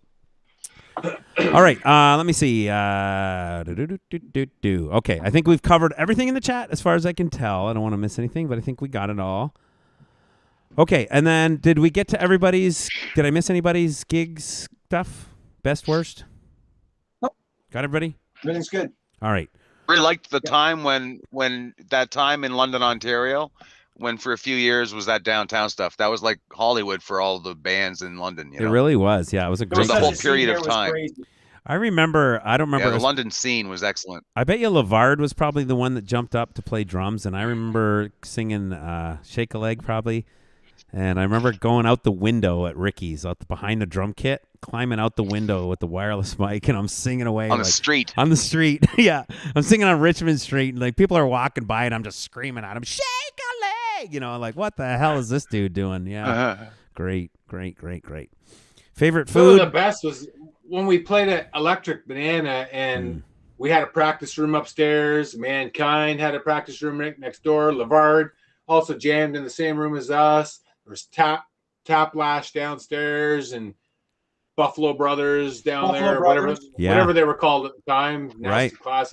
Legend Killers. Yeah, Just Legend Killers. everybody practiced there, and we would get paid money to bring our gear downstairs and play a show, and then go back upstairs, and that was great time. Absolutely. Party more. Remember all the cool like graffiti that was on the walls upstairs at the Banana, all the cool like stuff that was written on the walls, and you know, Mingles at Mingles. How about Mingles? Mingles was a great The wall gig. upstairs at Mingles. You know, it's funny, in one of the videos, in one of the two videos that I did, I took some old pictures from us, and I think it's upstairs at Mingles, I think. And I want to say it's probably like the first pictures taken of us ever, I think. When we're upstairs at Mingles, and like Tim's wearing like a Batman shirt maybe or something, and No, that was upstairs at the Red Lion. that was at the Red Lion? I was thinking that was way back at the Mingles, like early days at Mingles, but that was Red Lion? No, that was the Red Lion, because that was that would have been in the summer just before we did the Thanksgiving, where you guys had the lovely Thanksgiving dinner of the salt and vinegar chips and the gummy bears. I love that story. We literally pooled all of our Was money that the same together. gig where? Was that the same gig where you quit, Tim, and threw over your stack at the side of the stage? Yes, it was. That whole head went flying. Dot Man, pressure Was that the button. same one? Look at that. He hangs you out to dry and then he's gone. That's typical Dot Man right there, right? He'll punch you and then he's gone. Yeah. There was a lot of alcohol that night. I think. I can't. I remember you pushing your head Oh, over. big time. Because It was remember the that was, weekend. No, but remember what triggered that? Somebody stole your Ibanez tube screamer from the stage. Oh yeah. And that put you in a my put you in a original bad, TS bad 808. funk. I put you in a bad funk to start the gig, and then I don't Like, know, we had the wrong combination his- of alcohol that night or something. His head And like then Lydia decides to bring me a bottle. it like just missed. It just missed the monitor board. I remember that. Like it just cleared the soundboard, the monitor board on the side. Oh yeah. I remember that. Yeah. Wow. That was crazy. Yeah. Because I had the full stack. I had the full stack on the right side, and I put my foot right between the A and the R, and I drilled the whole thing right Yeah. off the end of the remember stage. I remember whipping my guitar. Remember, I went upstairs and I threw my guitar, and I just missed somebody's head. I remember. And actually, there was actually hair in the tuning peg. Yeah. I got a good Alcohol one. was not a factor. I got a good one. How about the time that that Crispy and Burner, no, Crispy and Tim were scrapping upstairs in Eddie's at St. Thomas, and I had to come in like a bouncer and throw them around and separate them. You guys remember that? You remember that? Aaron remembers that. I was very, very early. Early, Very early way on. early, Very, right? Very early. Do you remember that, Tim? Way at the beginning. Burner, I was Yeah, laughing. you guys were like ready to go to Duke's, and you were like wrestling. He's starting to And I'm wrestle. like, I don't know about this band. Yeah, I don't and know I came about these in- guys. I'm telling you, I came in like I was guys are just nuts. lost my mind, and I just grabbed Burner and I threw him around like a rag doll. I just threw him down, and I'm like, "What are you guys doing, you idiots? You're in a band together." Blah, blah, blah, blah. And I, like, and Burner just stopped dead in his tracks. I was like, "Holy shit, dude! Where did that come from?" You know? I was like, "Well, look at you two." Yeah, I'll never forget that, man. That was great. Oh my gosh! Hey, Do you remember Burner and do you remember Burner and Gang in the parking lot at Chatham? Chatham? Yeah. At the yeah. And they remember, come on, and then Gang just flicks up his and breaks Chris's nose. Chris is like, Yeah, broke his nose. Broke his nose. Yeah. So since we're at this moment right here, right? Let me just say this. Chris also was supposed to jump in this chat tonight with us and surprise us, and this would have been like a perfect time. I don't even party poopers. I don't even know what happened to him. He just left me high and dry and just didn't check back in with, even though he said yes, absolutely, I'll be there. So Same as oh, normal. he's gonna get flipped off. Then. yeah, so unfortunately Yeah, he he's did. gonna be Rob had a legit thing, but yeah, Aaron Bensett has the floor. Everybody else. How about Does we he? bring in the other Chris? Oh my gosh, you want to? Bring in the other Chris. What the hell? Chris, are you listening? Yeah, bring him in. I will. Chris, are you Okay. listening? If you're listening, I'll bring you in right now. Chris, You got the Serpa. camera there. Bring him on Okay. in. There's scripts and the injection. I have to scoot for 5 minutes. Yeah. I'll be right back. Okay. Yeah, do your thing Don't for go sure. anywhere. I'll be right back. Tim's gotta poop. Tim's gotta poop. Once and for all, Chris can teach us how to say his last name. Skurzippa. Chris can teach us how to say his last name. I think it's Once Skurzippa. and for all. But if he's not there, then I guess, yeah, we Okay. can. Aaron, Angela Caldwell. He'll watch this later. Yes. Angela Caldwell Yes. said hello to you a couple of times in the chat. Yes. She wants to say hello. Hi, Angela. How you doing? Do you know Okay, Angela yeah. from like Hi. Strathroy, Seaforth? No, I was back Somewhere. be after high school or in the high school years. You guys are like kind of Recent like after that, pre-Aces Wild from days, right? Goddard area. Yeah. Oh, well, yeah. Cool. Well, thanks, Angela, for checking in. Appreciate it. Happy to have you here. So, yeah, Chris, if you're out there and you're listening, we would be happy to have you jump in. She says Godrich. Yeah. Yeah. I don't think I Chris spent is a lot going of to time make in it. Goddard when I was a kid. I don't think Chris is going to be there. I don't think Chris is here. Chris is not going to make it. Chris is not there. That's okay. That's all right. Well, Chris, when you watch this. So for me, I'm going to just throw my favorite and least favorite gigs out there, unless Statman wants to play some. I was just soloing some bass. Who from cares about frustration, that? sorry. It's only stupid. Yeah, for me, talk to the hand. Yeah, let me hear you. Somebody mentioned, I think it was Todd mentioned the Kim Mitchell thing. That was an amazing, just by the sheer size of the people and the atmosphere and all this stuff. one of the highlights for me was definitely the CD release party at Legends when we had the pyro and we kind of yes. That was a like I was a proud it was a proud moment, you know, like it was this moment of like we're oh my gosh, we're highlighting this new original album, we're releasing it to our city, it's our first show, a lot of people are here and friends and supporters and all the fans and the and we went all out. We spent $100 a pop on some pyro that was CSA approved, and we I remember it all, and it was just kind of one of those highlights where it was like a real proud moment that we played nothing but our own music and didn't have to think about cover songs, didn't have to do anything but our own stuff, and to see the reactions and the people and the stuff on our own music was a big highlight. Go ahead, JT. I think we might have done Ace of Spades as an encore for that show. Yeah, for sure. But it was kind of like that all original vibe for us, You're absolutely right. That was the first time we ever played a show where it was all our own music. Yeah, so that's why for me it was a big highlight to me. When we released Race, we went on that path for a little bit where we went to Gasworks every Monday, once every we would month get paid $50 for gas money to go to Toronto, and we would do somebody. original shows in Toronto, and so we didn't really play that much after that. No, we tried to go as just all original, but we tried to, but it was hard.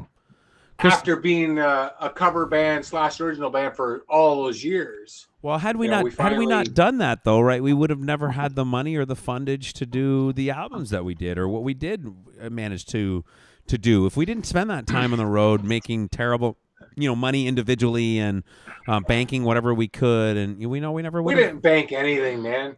Well, we did. We had enough money to do this album. I mean, otherwise we wouldn't have gotten to that point. You know why we got to do this album? We'll thank Tim's mom. She threw in a lot of money. We got a lot of grants from Peter Brennan through. We got a factor grant for $5,000. I remember that. Yeah, but this was like a $30,000 album or something. We spent a lot of money on it. Yeah. Aaron has the. I'd like to say that, the idea that we didn't make much money. There were times that we did stuff for like $50 or even $200. We did weekends for $800, $900, $1,100. We're talking mostly about as an original band, though. We went out as just playing original songs only at that point. Oh, I see. Yeah, and we would go to Toronto for $50 to open for Phil Nero or something, and that as originals. Yeah, right. Yeah. The worst pay. Yeah. Right. Rest in peace, Phil. Right. He died recently. I know. I remember going there for that specifically for some reason. I remember going to open for Blue Bones up there. Is that Tim right now ringing like his phone? What the hell is that? Like Tim's phone's ringing right now or something. Yeah, we did probably about 2 or 3, maybe 3 shows with Blue Bones in Toronto where we would go up on a Monday night and we would use their gear and open for them. And then the next time they would use our gear and open for us. We did that like on a Monday, Yeah, another great local London band, Gord Pryor and Boris. I had Gord on the show a little while back. They just released a new single, actually. I don't remember what the song's called off the top of my head right now, but it's a great tune. I really like it. It's nice to see some local dudes making some new music still. They've always been sort of a local super great dudes and awesome talent, and it's nice to see them still doing stuff because it's a great song. I like that song a lot. Speaking of great songs, She's Got Away with Love. That's it. She's Got Away with Love. You got it. That's it. You got it. Okay, so let me see. What do we got? I think we've wrapped up all of the stuff. Okay, that's a cool chair, Tim. Mr. Patrick Robinson. Hey, buddy. It's good to see you. Thanks for tuning in. Glad everyone is doing well. Hey, Pat. Yeah, man, we're hanging in there, dude. We're doing the best that we can. We're into hour number 2.5 of the show here tonight. We started at 7. It's 9:30. I know everybody's going, wow, 2.5 hours. I want to thank you all for being here and tuning in. There's a lot of really special people that have been in this chat tonight. And that goes as far as everyone like Pat, who just joined us, to Matt, Papineau, Christina, Angela from Goderich, Lydia, there's all kinds, Barb, my mom, Greg Scroggs, Jinx, Chris, all kinds of, thank you all for being here. It's really nice to see you guys sticking it out with us all of these years. And I'm really excited to start thinking about some more music. You know, we're going to actually look at doing some stuff. Paulie says, you guys busted your asses all of the time for years. The life of an all original band is hard, period. Playing one-nighters just for the chance to sell some merch, right? He's right. Thanks, brother. We appreciate it. You know how it is, dude. It's not an easy go, but hi, Pat. Debbie says, Chris Warner, love you too, brother. Thank you, man. This has been a really great show. I've had a great birthday, and I'm you know, it started out yesterday as, I don't know how many of you all know, but it was a really miserable day for me yesterday with the COVID test and trying to get across the border, and everything sort of failed in the attempts. And I finally got to London. I'm happy to be in London, Ontario, Canada tonight. It's so nice to be in, even to know that I'm in the same city as my boys tonight on my birthday, and back in Canada makes me feel good. So I think we should just end the show before Tim comes back. What do you think? We should. We should just totally end it. Hey, we should. We want to? All right, we'll do that. We'll totally do it. Let's do it. Let's do it. All right, we'll do it. Show's over, buddy. Do it. We're going to do it. Unless he comes. I love you guys. Dudes, I love you. Stick around. Stick around. You. Listen, you guys hang around to the end. I'm going to say goodbye to everyone, but don't go anywhere. We're going to end the show before Tim comes back, all right? All right. Because he sucks. Yes. Christina Parker says, nice decorations, Barb. Yes, thank you, Barb Klein, for making my birthday extra special and for inviting me to come to your house, because if I didn't have somewhere to quarantine, I wouldn't be able to come at all. So thank you for that. It means a lot to me, and it means everything to me to be here in London right now tonight on my birthday, May 23rd, turning 51 in 2021 in the middle of a stupid world pandemic. And at least, for the very least, I get to be in the same city as my boys and my girl, and I'm happy to be here right now. So thank you all. You all mean so much to me. Look at, hi. You're going to really do this to Tim, are you? Yeah, you're fucking right. I'm going to do this to Tim. Penalize him for taking a poop. Okay. What is this? Would he do this to the Howard Stern show? I don't think so. But don't go away. You guys stick around on the camera. Like the boys, hang out. We'll chat after the show. I'm going to say goodnight to everyone. Hey, so you guys, Sandra, thank you. I appreciate it. Thank you all. Like, seriously, everyone out there. This for me is a special show having these guys on. But I've been doing this is episode 30, believe it or not. Episode 30. With the guys from ACES Wild, and it's pretty awesome for me to be here on my 51st birthday with all of you, and I hope everyone out there knows how important and special you all are to me, because each one of you has been a part of my life in some way, some shape, some form, and that's why you're here tonight, and it means the world to me to have you guys all with me right now. So thank you for being part of the show. Tim Thompson, thank you for leaving when you did. and Don checking in from Amherstburg. Thank you, Don. Appreciate that very much. Should all pitch in and get me some strippers. Well, just for the record, I do have a PayPal. You're welcome to donate. PayPal. Darren, whatever it is, I'll show you somewhere in there. Yeah, anyway, actually, you can put a PayPal thing in the chat somehow. I don't know how to do all that, but who cares? I'm not even. Oh, hold on. Before Aaron has something he wants to say, or else he's nanu now. Even though Tim's not here, I'd just like to say that I love you guys, all three of you, and you're the most important three guys in my entire world. Aw, dude. So I love you guys. You're an amazing. And Thompson human. didn't hear that because he's a dumb and he took off. But he can go back and listen to all of this, and it's not like we haven't. You know he will, dude. And it's not like we haven't given him plenty of time. Like, I'm stalling by, but I mean, I'm not going to wait any longer. I think it'll come be on. funny. He's in there. I don't mind waiting.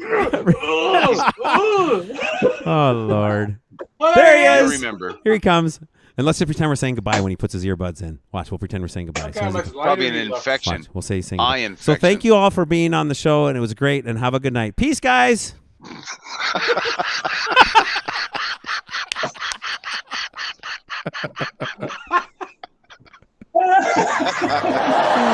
a lot. Good night. Thank you very much. Hello, Cleveland. All right. No, but seriously, I'm glad that you made it back, Tim. We were just going to literally just leave you. We're going to let's just leave the show and Tim will come back and we're gone. No, but we're saying goodnight, dude. Hilarious. We're actually wrapping it up, but stick around. Awesome. Don't go anywhere, you guys. These guys know, but Tim, don't go anywhere. Just wait until I check out of the show. I'm going to come back and say a formal goodbye to you guys off the air. But Sure. In the meantime, thank you, 3 dudes. And Aaron, why don't you repeat what you just said now that Tim's here? That would be really cool, actually. I love you. I love you guys, and you're the 3 most important guys in my world. So suck on that. Dude, you're awesome. You are. I love you guys. Man, I love you guys too. And what happened there? what was that? I was just going to say There was supposed to be a sound effect. Too, and then there was nothing. Dotman hit the net on Daniel on the head earlier before when he said, that we're chasing that something. We're always chasing that something that we had on stage. It didn't matter. It didn't matter what kind of day we had. It didn't matter anything what was going on. It was just that something on stage that we always had, and it was always killer. I think so that's what keeps us going. And I think it's fair to say that anyone that has ever seen the band together, whether it's on this stupid show or whether it's for real on a stage, doing our thing, I think that they can all pull from us the relationship that we have together. It shows in the music that we've created together. It shows in our love for each other on a stage. It shows in the amount of time that we spent together, the amount of care that has gone into our music, and the struggles that we together have been through as a band have been a lot. And here we are this many years later, and we're on a stupid show that I created because I don't know why. I don't know why. It doesn't matter why. You needed something to do. I need something to do. And 30 people were watching it. Yeah, that's why. And 30 people were watching it. That's great. That makes me happy. It's like it's 30 years later, and we're supposed to be irrelevant, and 30 people were watching it. I love it. And they're all amazing people, every one of those people. Yeah. And the greatest thing is, if anybody needs to see a microcosm of Aces Wild, just look at the very first clip of us at Scott and Tara's Stag and Doe. Remember when Bun kicked his beer over and boys are back in town? Uh-huh. Remember when he kicked his beer? But that whole thing, that little clip right there. All 5 of them. Sounds exactly what we're all. But you saw what we were all about right there, because I look over. Oh, great! And I look at Dotman, and both Dotman and I just start killing ourselves. And I remember just looking at going, "How's it going?" You remember when? Yeah. Right? I know. You remember first? I just started begging for more beer. I just started begging for more. Matty P says, every gig was my favorite. The most fun band that dared you to have as much fun as you guys were having. And that's kind of true. We went up and we were just having we were throwing a party. We were just having fun playing some music, and that sort of rubbed off on people. They would couldn't help but go, "Wow, this is fun. I want to be part of this fun." I think that's for sure a true statement. Absolutely. We entertained people after the show, and anytime we were together, we entertained. Even if we walked into a club sometime in the daytime, if we walked the 4 of us, that we took that place over. Do you guys remember walking down the street in any cities, anywhere, through the middle of the day, and people would come up to us and go "You guys are in a band, aren't you? Or you guys are band players?" Or you remember that band player one time? But we would get that kind of stuff all the time, and it was just players. Yeah, you remember that? You guys are band players, right? It was just. Hold on, We'd have groups of people following us through a town. Yeah, right. Yeah, it was really quite remarkable. Go ahead, Tim. Do you remember hanging out in the hallway downstairs at the Colson? Just hanging out in the hallway. There was I'm sure the 4 of us, but we were all singing "Hang On, Sloopy," and it's 4-part harmony, just hammered out of our minds. But that was it. It was like "Hang On, Sloopy" in 4-part harmony. Right. Just hanging out, and people were digging it. It was just it was crazy how much. I remember all the people that were digging it. Yeah. All the people that were digging it were also staying there with us, dancing. Well, that doesn't matter. So I remember. Exactly. That doesn't matter. Do you guys remember being in the studio in EMAC when we recorded Race? And I don't know. I'm gonna guess it was probably Tim, me, and Bun. I'm guessing. I don't remember for sure, but I remember Peter Brennan was there, and we were walking down the hallway, and I don't remember the song, and I don't remember why, and I don't remember everything, but for whatever reason, there was something that sparked a song. You know, it could have been like, I don't know. I'll say "Raise a Little Hell" or something. Was it Harmonies? Yeah. Are you talking about Harmonies? Yeah, and we just belted out these. It was Renegade. Oh, mama, Remember that? I'm in fear for my life from And the Pete long. and the three of us just belted these harmonies out, and Pete turned around and looked at us and was just like, and this is our producer, like Auto Records owner guy. He turns around and looks at us and just was like, oh my God, that was like walking down the hallway of the studio. Let's go do that upstairs right now, you know.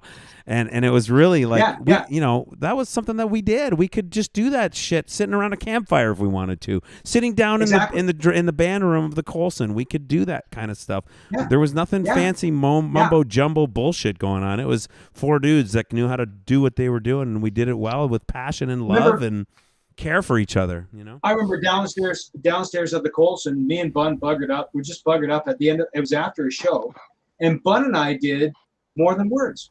Yeah. Never ever had the balls to ever do that live. Never rehearsed before. But we sang. Never rehearsed it. Just decided to sing it that night, and we did it. I remember we said, "Yeah, we should do that live sometime." Nothing, you know. But it was great, you know. I can. We always took advantage of the acoustics. A lot of places we stayed in were concrete blocks. Yes. Right. And it was like, wow, this sounds great. That's true. Yeah. Or remember upstairs at the Nickel City. Remember we were doing the Gregorian Sudbury. chants in Sudbury. In the hallway. Yeah. Sleeping Giant. Yeah. Sleeping Giant. Yeah, exactly. Right? Yeah, you guys remember when we played in Thunder Bay, and we were playing at the Sleeping Giant, and Sire was playing at the In-Towner, and we met. No, the other way around. Or was the other way around? It's the other way around. That's right. Yeah. And we met, and we were hanging out in the daytime in like Thunder Bay, you know, these two London bands rolling into town, crushing these bars, you know, and here we were. We remember we remember the girl that was the night girl there when we played the Sleeping Giant. She knew who we were, so she let us go up the back stairs. And remember, we were going up the back stairs saying, "Say hi to my girlfriend." What a gay song. Who the fuck sings shit like that, right? And I remember George and Jamie come out of the room, just burst through the door. It's like, oh, and they couldn't believe it was you guys or it was us. And I remember George giving me a great big hug. I thought he broke my spine. He was hugging me so hard. It was like, it was so fun. Yeah, it was you so actually, fun if I remember, night, you actually hit some pretty good high notes that night. So I did, I did. But I remember just, you know, some of that. I like Sudbury, or I'm sorry, Sault Ste. Marie was great for that too, because there was always the Sunday night was always perfect because it was the two bands that were leaving and the two bands coming in, so it was always four bands together. Remember, it was always just like wicked party for one night. That was where we met. We got into a lot of trouble. That was where we met trouble Keith. with that other band there. Remember Keith and his brother from the Tall Band? From the Tall Band, yeah. We met those guys through that same thing. Yeah. Hold on. Yeah. So hold on a second. Hold on. Wait. One sec. Yeah. Mary Wade is here. Mary Wade says, "Great show, guys." Oh, Mary, thank you. Hello, Mary. We love you, Mary. Thank you. We love you so much. Mary and her rest in peace husband Sean was our manager way back in the day for Rocksteady Productions. Oh my God, we wouldn't have even anywhere without those two. So thank you, Mary, for being here. Remember, we love you. Let's go back even farther than that. Sean Wade was the person who did this. Sean had the sound production for Wildside. That's right. That's how we met you. I was the sound man for Wildside. That's right, and that's how you met Aaron, because you were the sound man for Scepter when he was in Scepter. We love you, Mary. Thank you. She says we love you guys. Yeah. Oh, I love Mary. Mary is we love you, so Mary. close to my heart. It's not funny. Thank you for being Aaron here. Aaron and I met. Bye, Aaron. Yep. See you later, bud. Okay, you guys, you want to leave before he comes back? Let's leave before he comes back. There's his chair. Yep. Okay, let's say we're leaving as soon as he puts his headphones on. We're going to say we're leaving. Okay, ready? All right, well, thank you, guys. It's been a great show. Y'all have a good night. All right, thanks. Bye. All right, good night, everybody. We'll see you later. lot. See you later. Just kidding, dude. Unless the clips Okay, sit on cool. our That's buttons. sucked. I hated that. Bun and I actually met through Robin. Yeah, that's true. That was Yeah. yeah, because I had gone to see Aaron and Scepter with Robin. So Right. when everything went down with Wildside, and that's when I talked to JT. I said, hey, let's do something. I know a guitar player and a drummer, because I think you had plans or something. You were going to do something. I was. I can't remember why. I can't remember why you weren't in the original equation, but Aaron and Greg were together, and wasn't it our agent Smith that contacted you and said that, hey, it was through Smith, because Smith had Scepter and Wildside, and Smith contacted you, Tim, I think, and said that, hey, I got this guitar player and drummer that are looking for a singer and a bass player. So that's when me and you started. I would take the bus up from Windsor. You'd pick me up in your Dart, and we'd go up to Exeter and hang out and rehearse for a bit, right? And hey, it's Brucefield, not Exeter, buddy. That's right. Yeah, Brucefield. whatever. The Brucefield Manor. And Brucefield. nothing against Scroggy, because he's a great guy and we love him to this day. But And it's a long time when ago. me and you started jamming with Aaron, it was already in my mind that Darren was going to be the drummer for that band. Well, that was just it. Like because we were both used to that guy playing drums. So and it was just Greg was great, and I don't know it how was many really good, but it was just practices we it just had, wasn't. Yeah, and I remember calling Guy. It might have been on a Thursday or Friday. I remember calling him and I said, no, it was a Monday. I remember that because I said, please just give me a week. Don't do anything for a week. Please don't do anything a week, because I remember that we really wanted to work things out between the four of us, with me and Bun and Greg and you and I. Right. And we went through the whole week, and then that's when we said, let's just get Darren up to jam once and see what it's all about.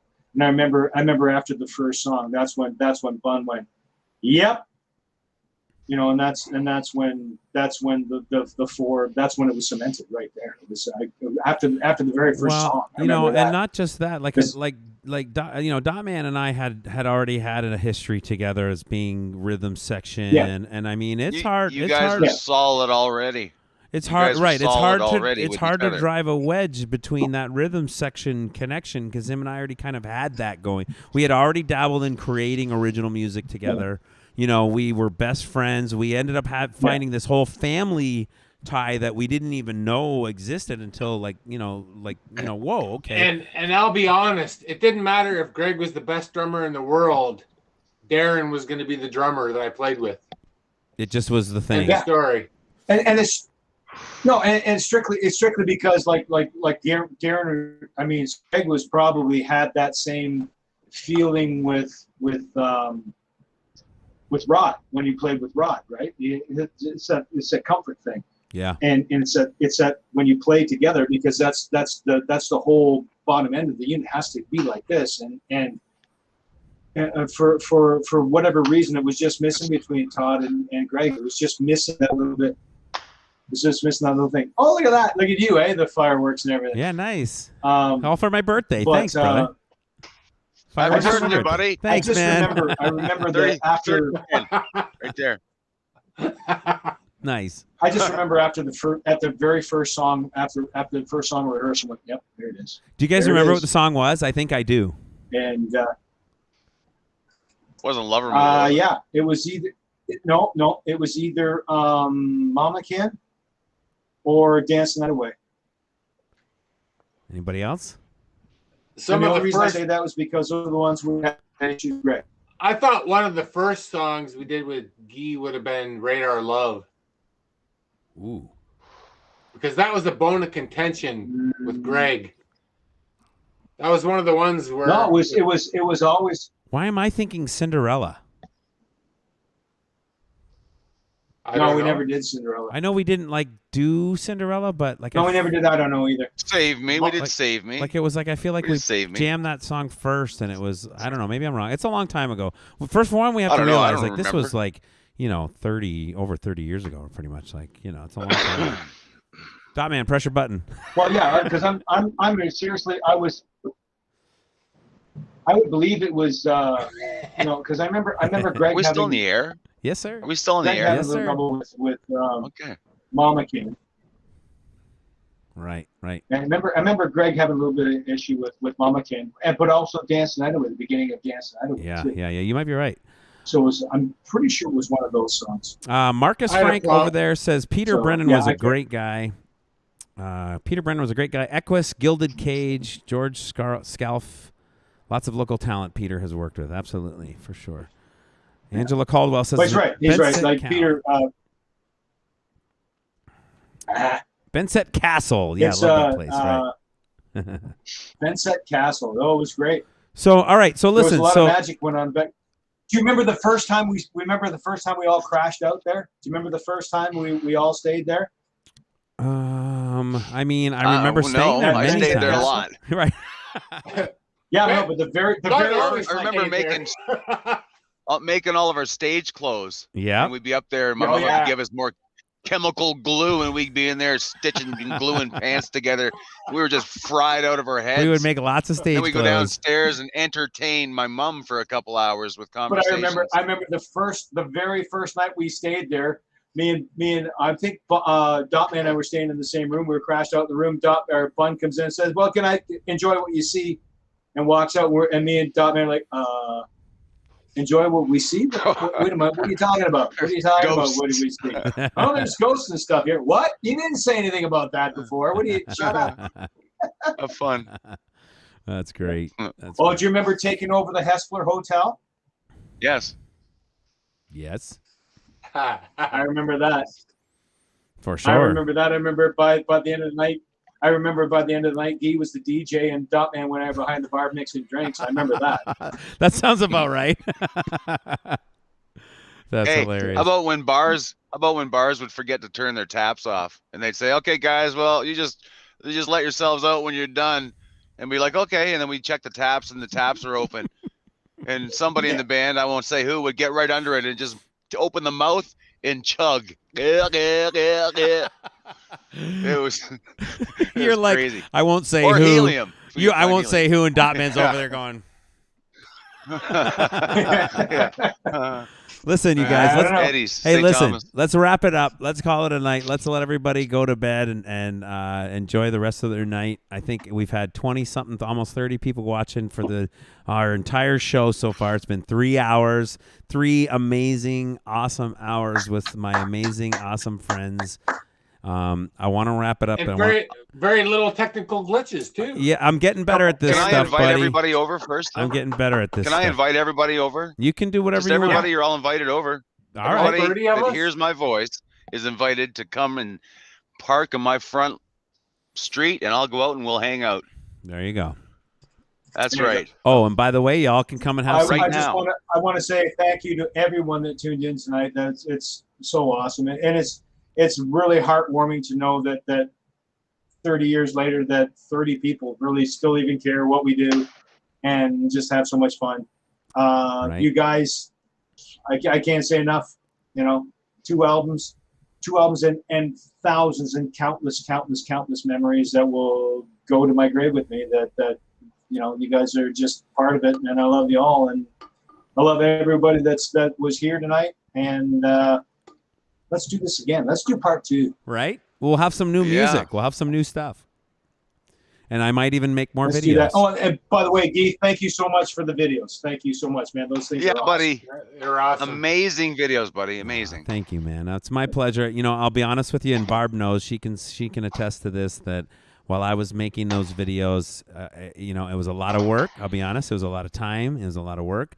I had a lot of sort of frustrations along the way that I had to learn the learning curve and all the things involved in gathering all the footage and all the things that I was trying to do. And I was kind of limited for the amount of time because I knew I wanted to have it ready so that we'd have some decent content for the show tonight.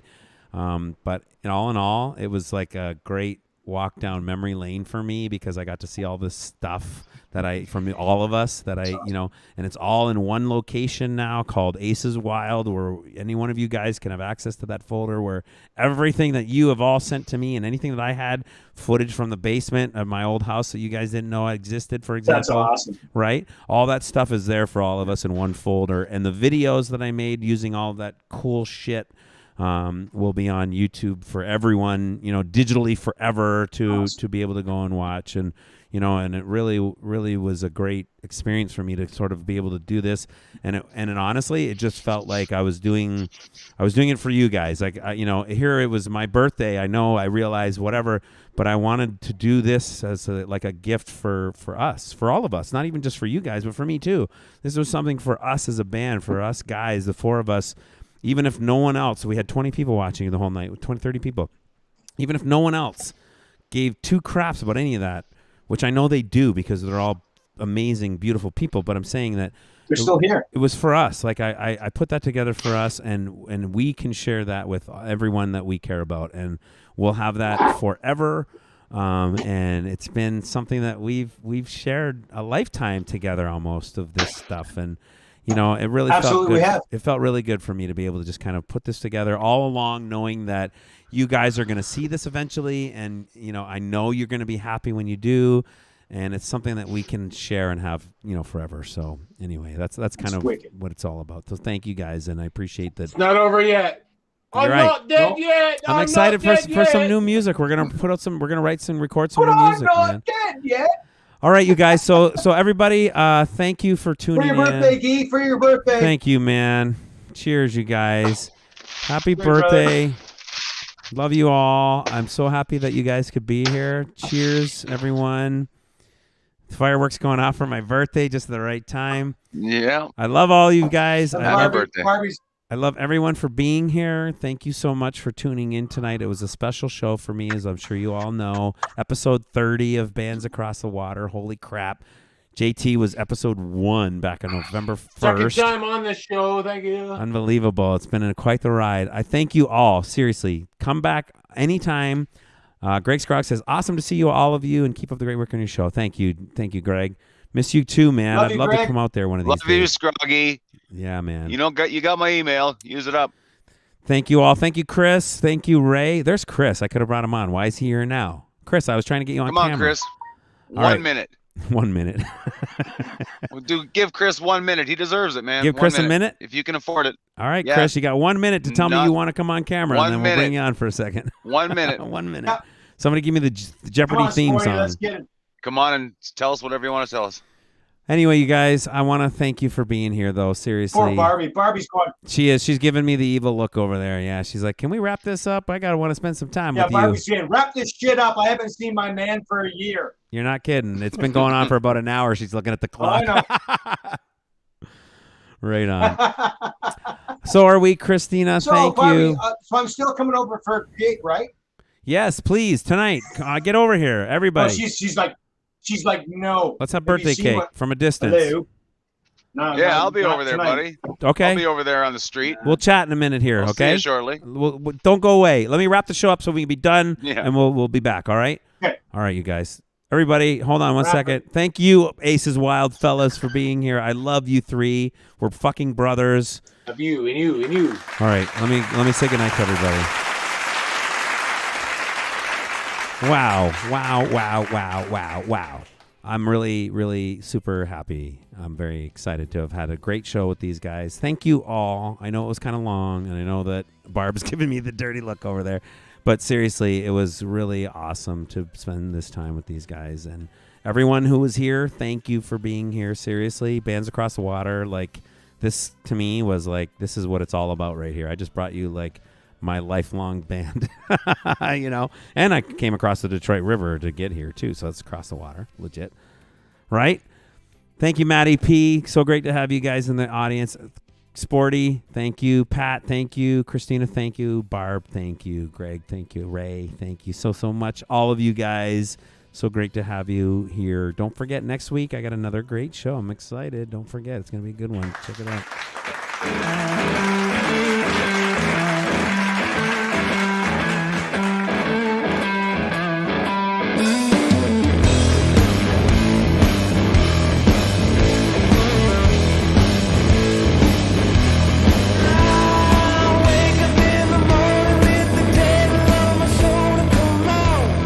That's right, you guys. Next week I got Mike Leslie, former guitar player from Candlebox, on the show. It's going to be a great show. I've met him a couple times, a couple different shows. He's a super nice guy. He's had a lot of great stories I'm looking forward to sharing with you guys. So tune in next week. Thank you all for being here. Bands Across the Water every Sunday at 7 p.m. Eastern Daylight Savings Time. Ooh. Me and this Funko dude right here having some Funko fun on Bands Across the Water. Sundays at 7. Thank you all. I love you guys. We'll see you next week. All right. Peace.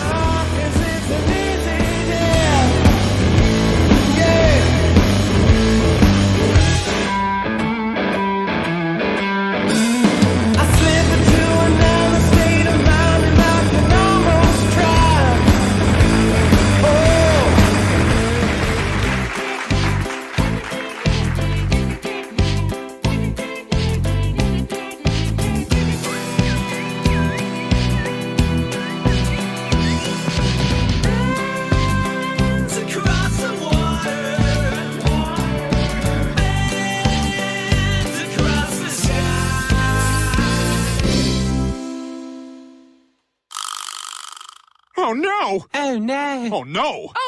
Oh no! Oh yeah!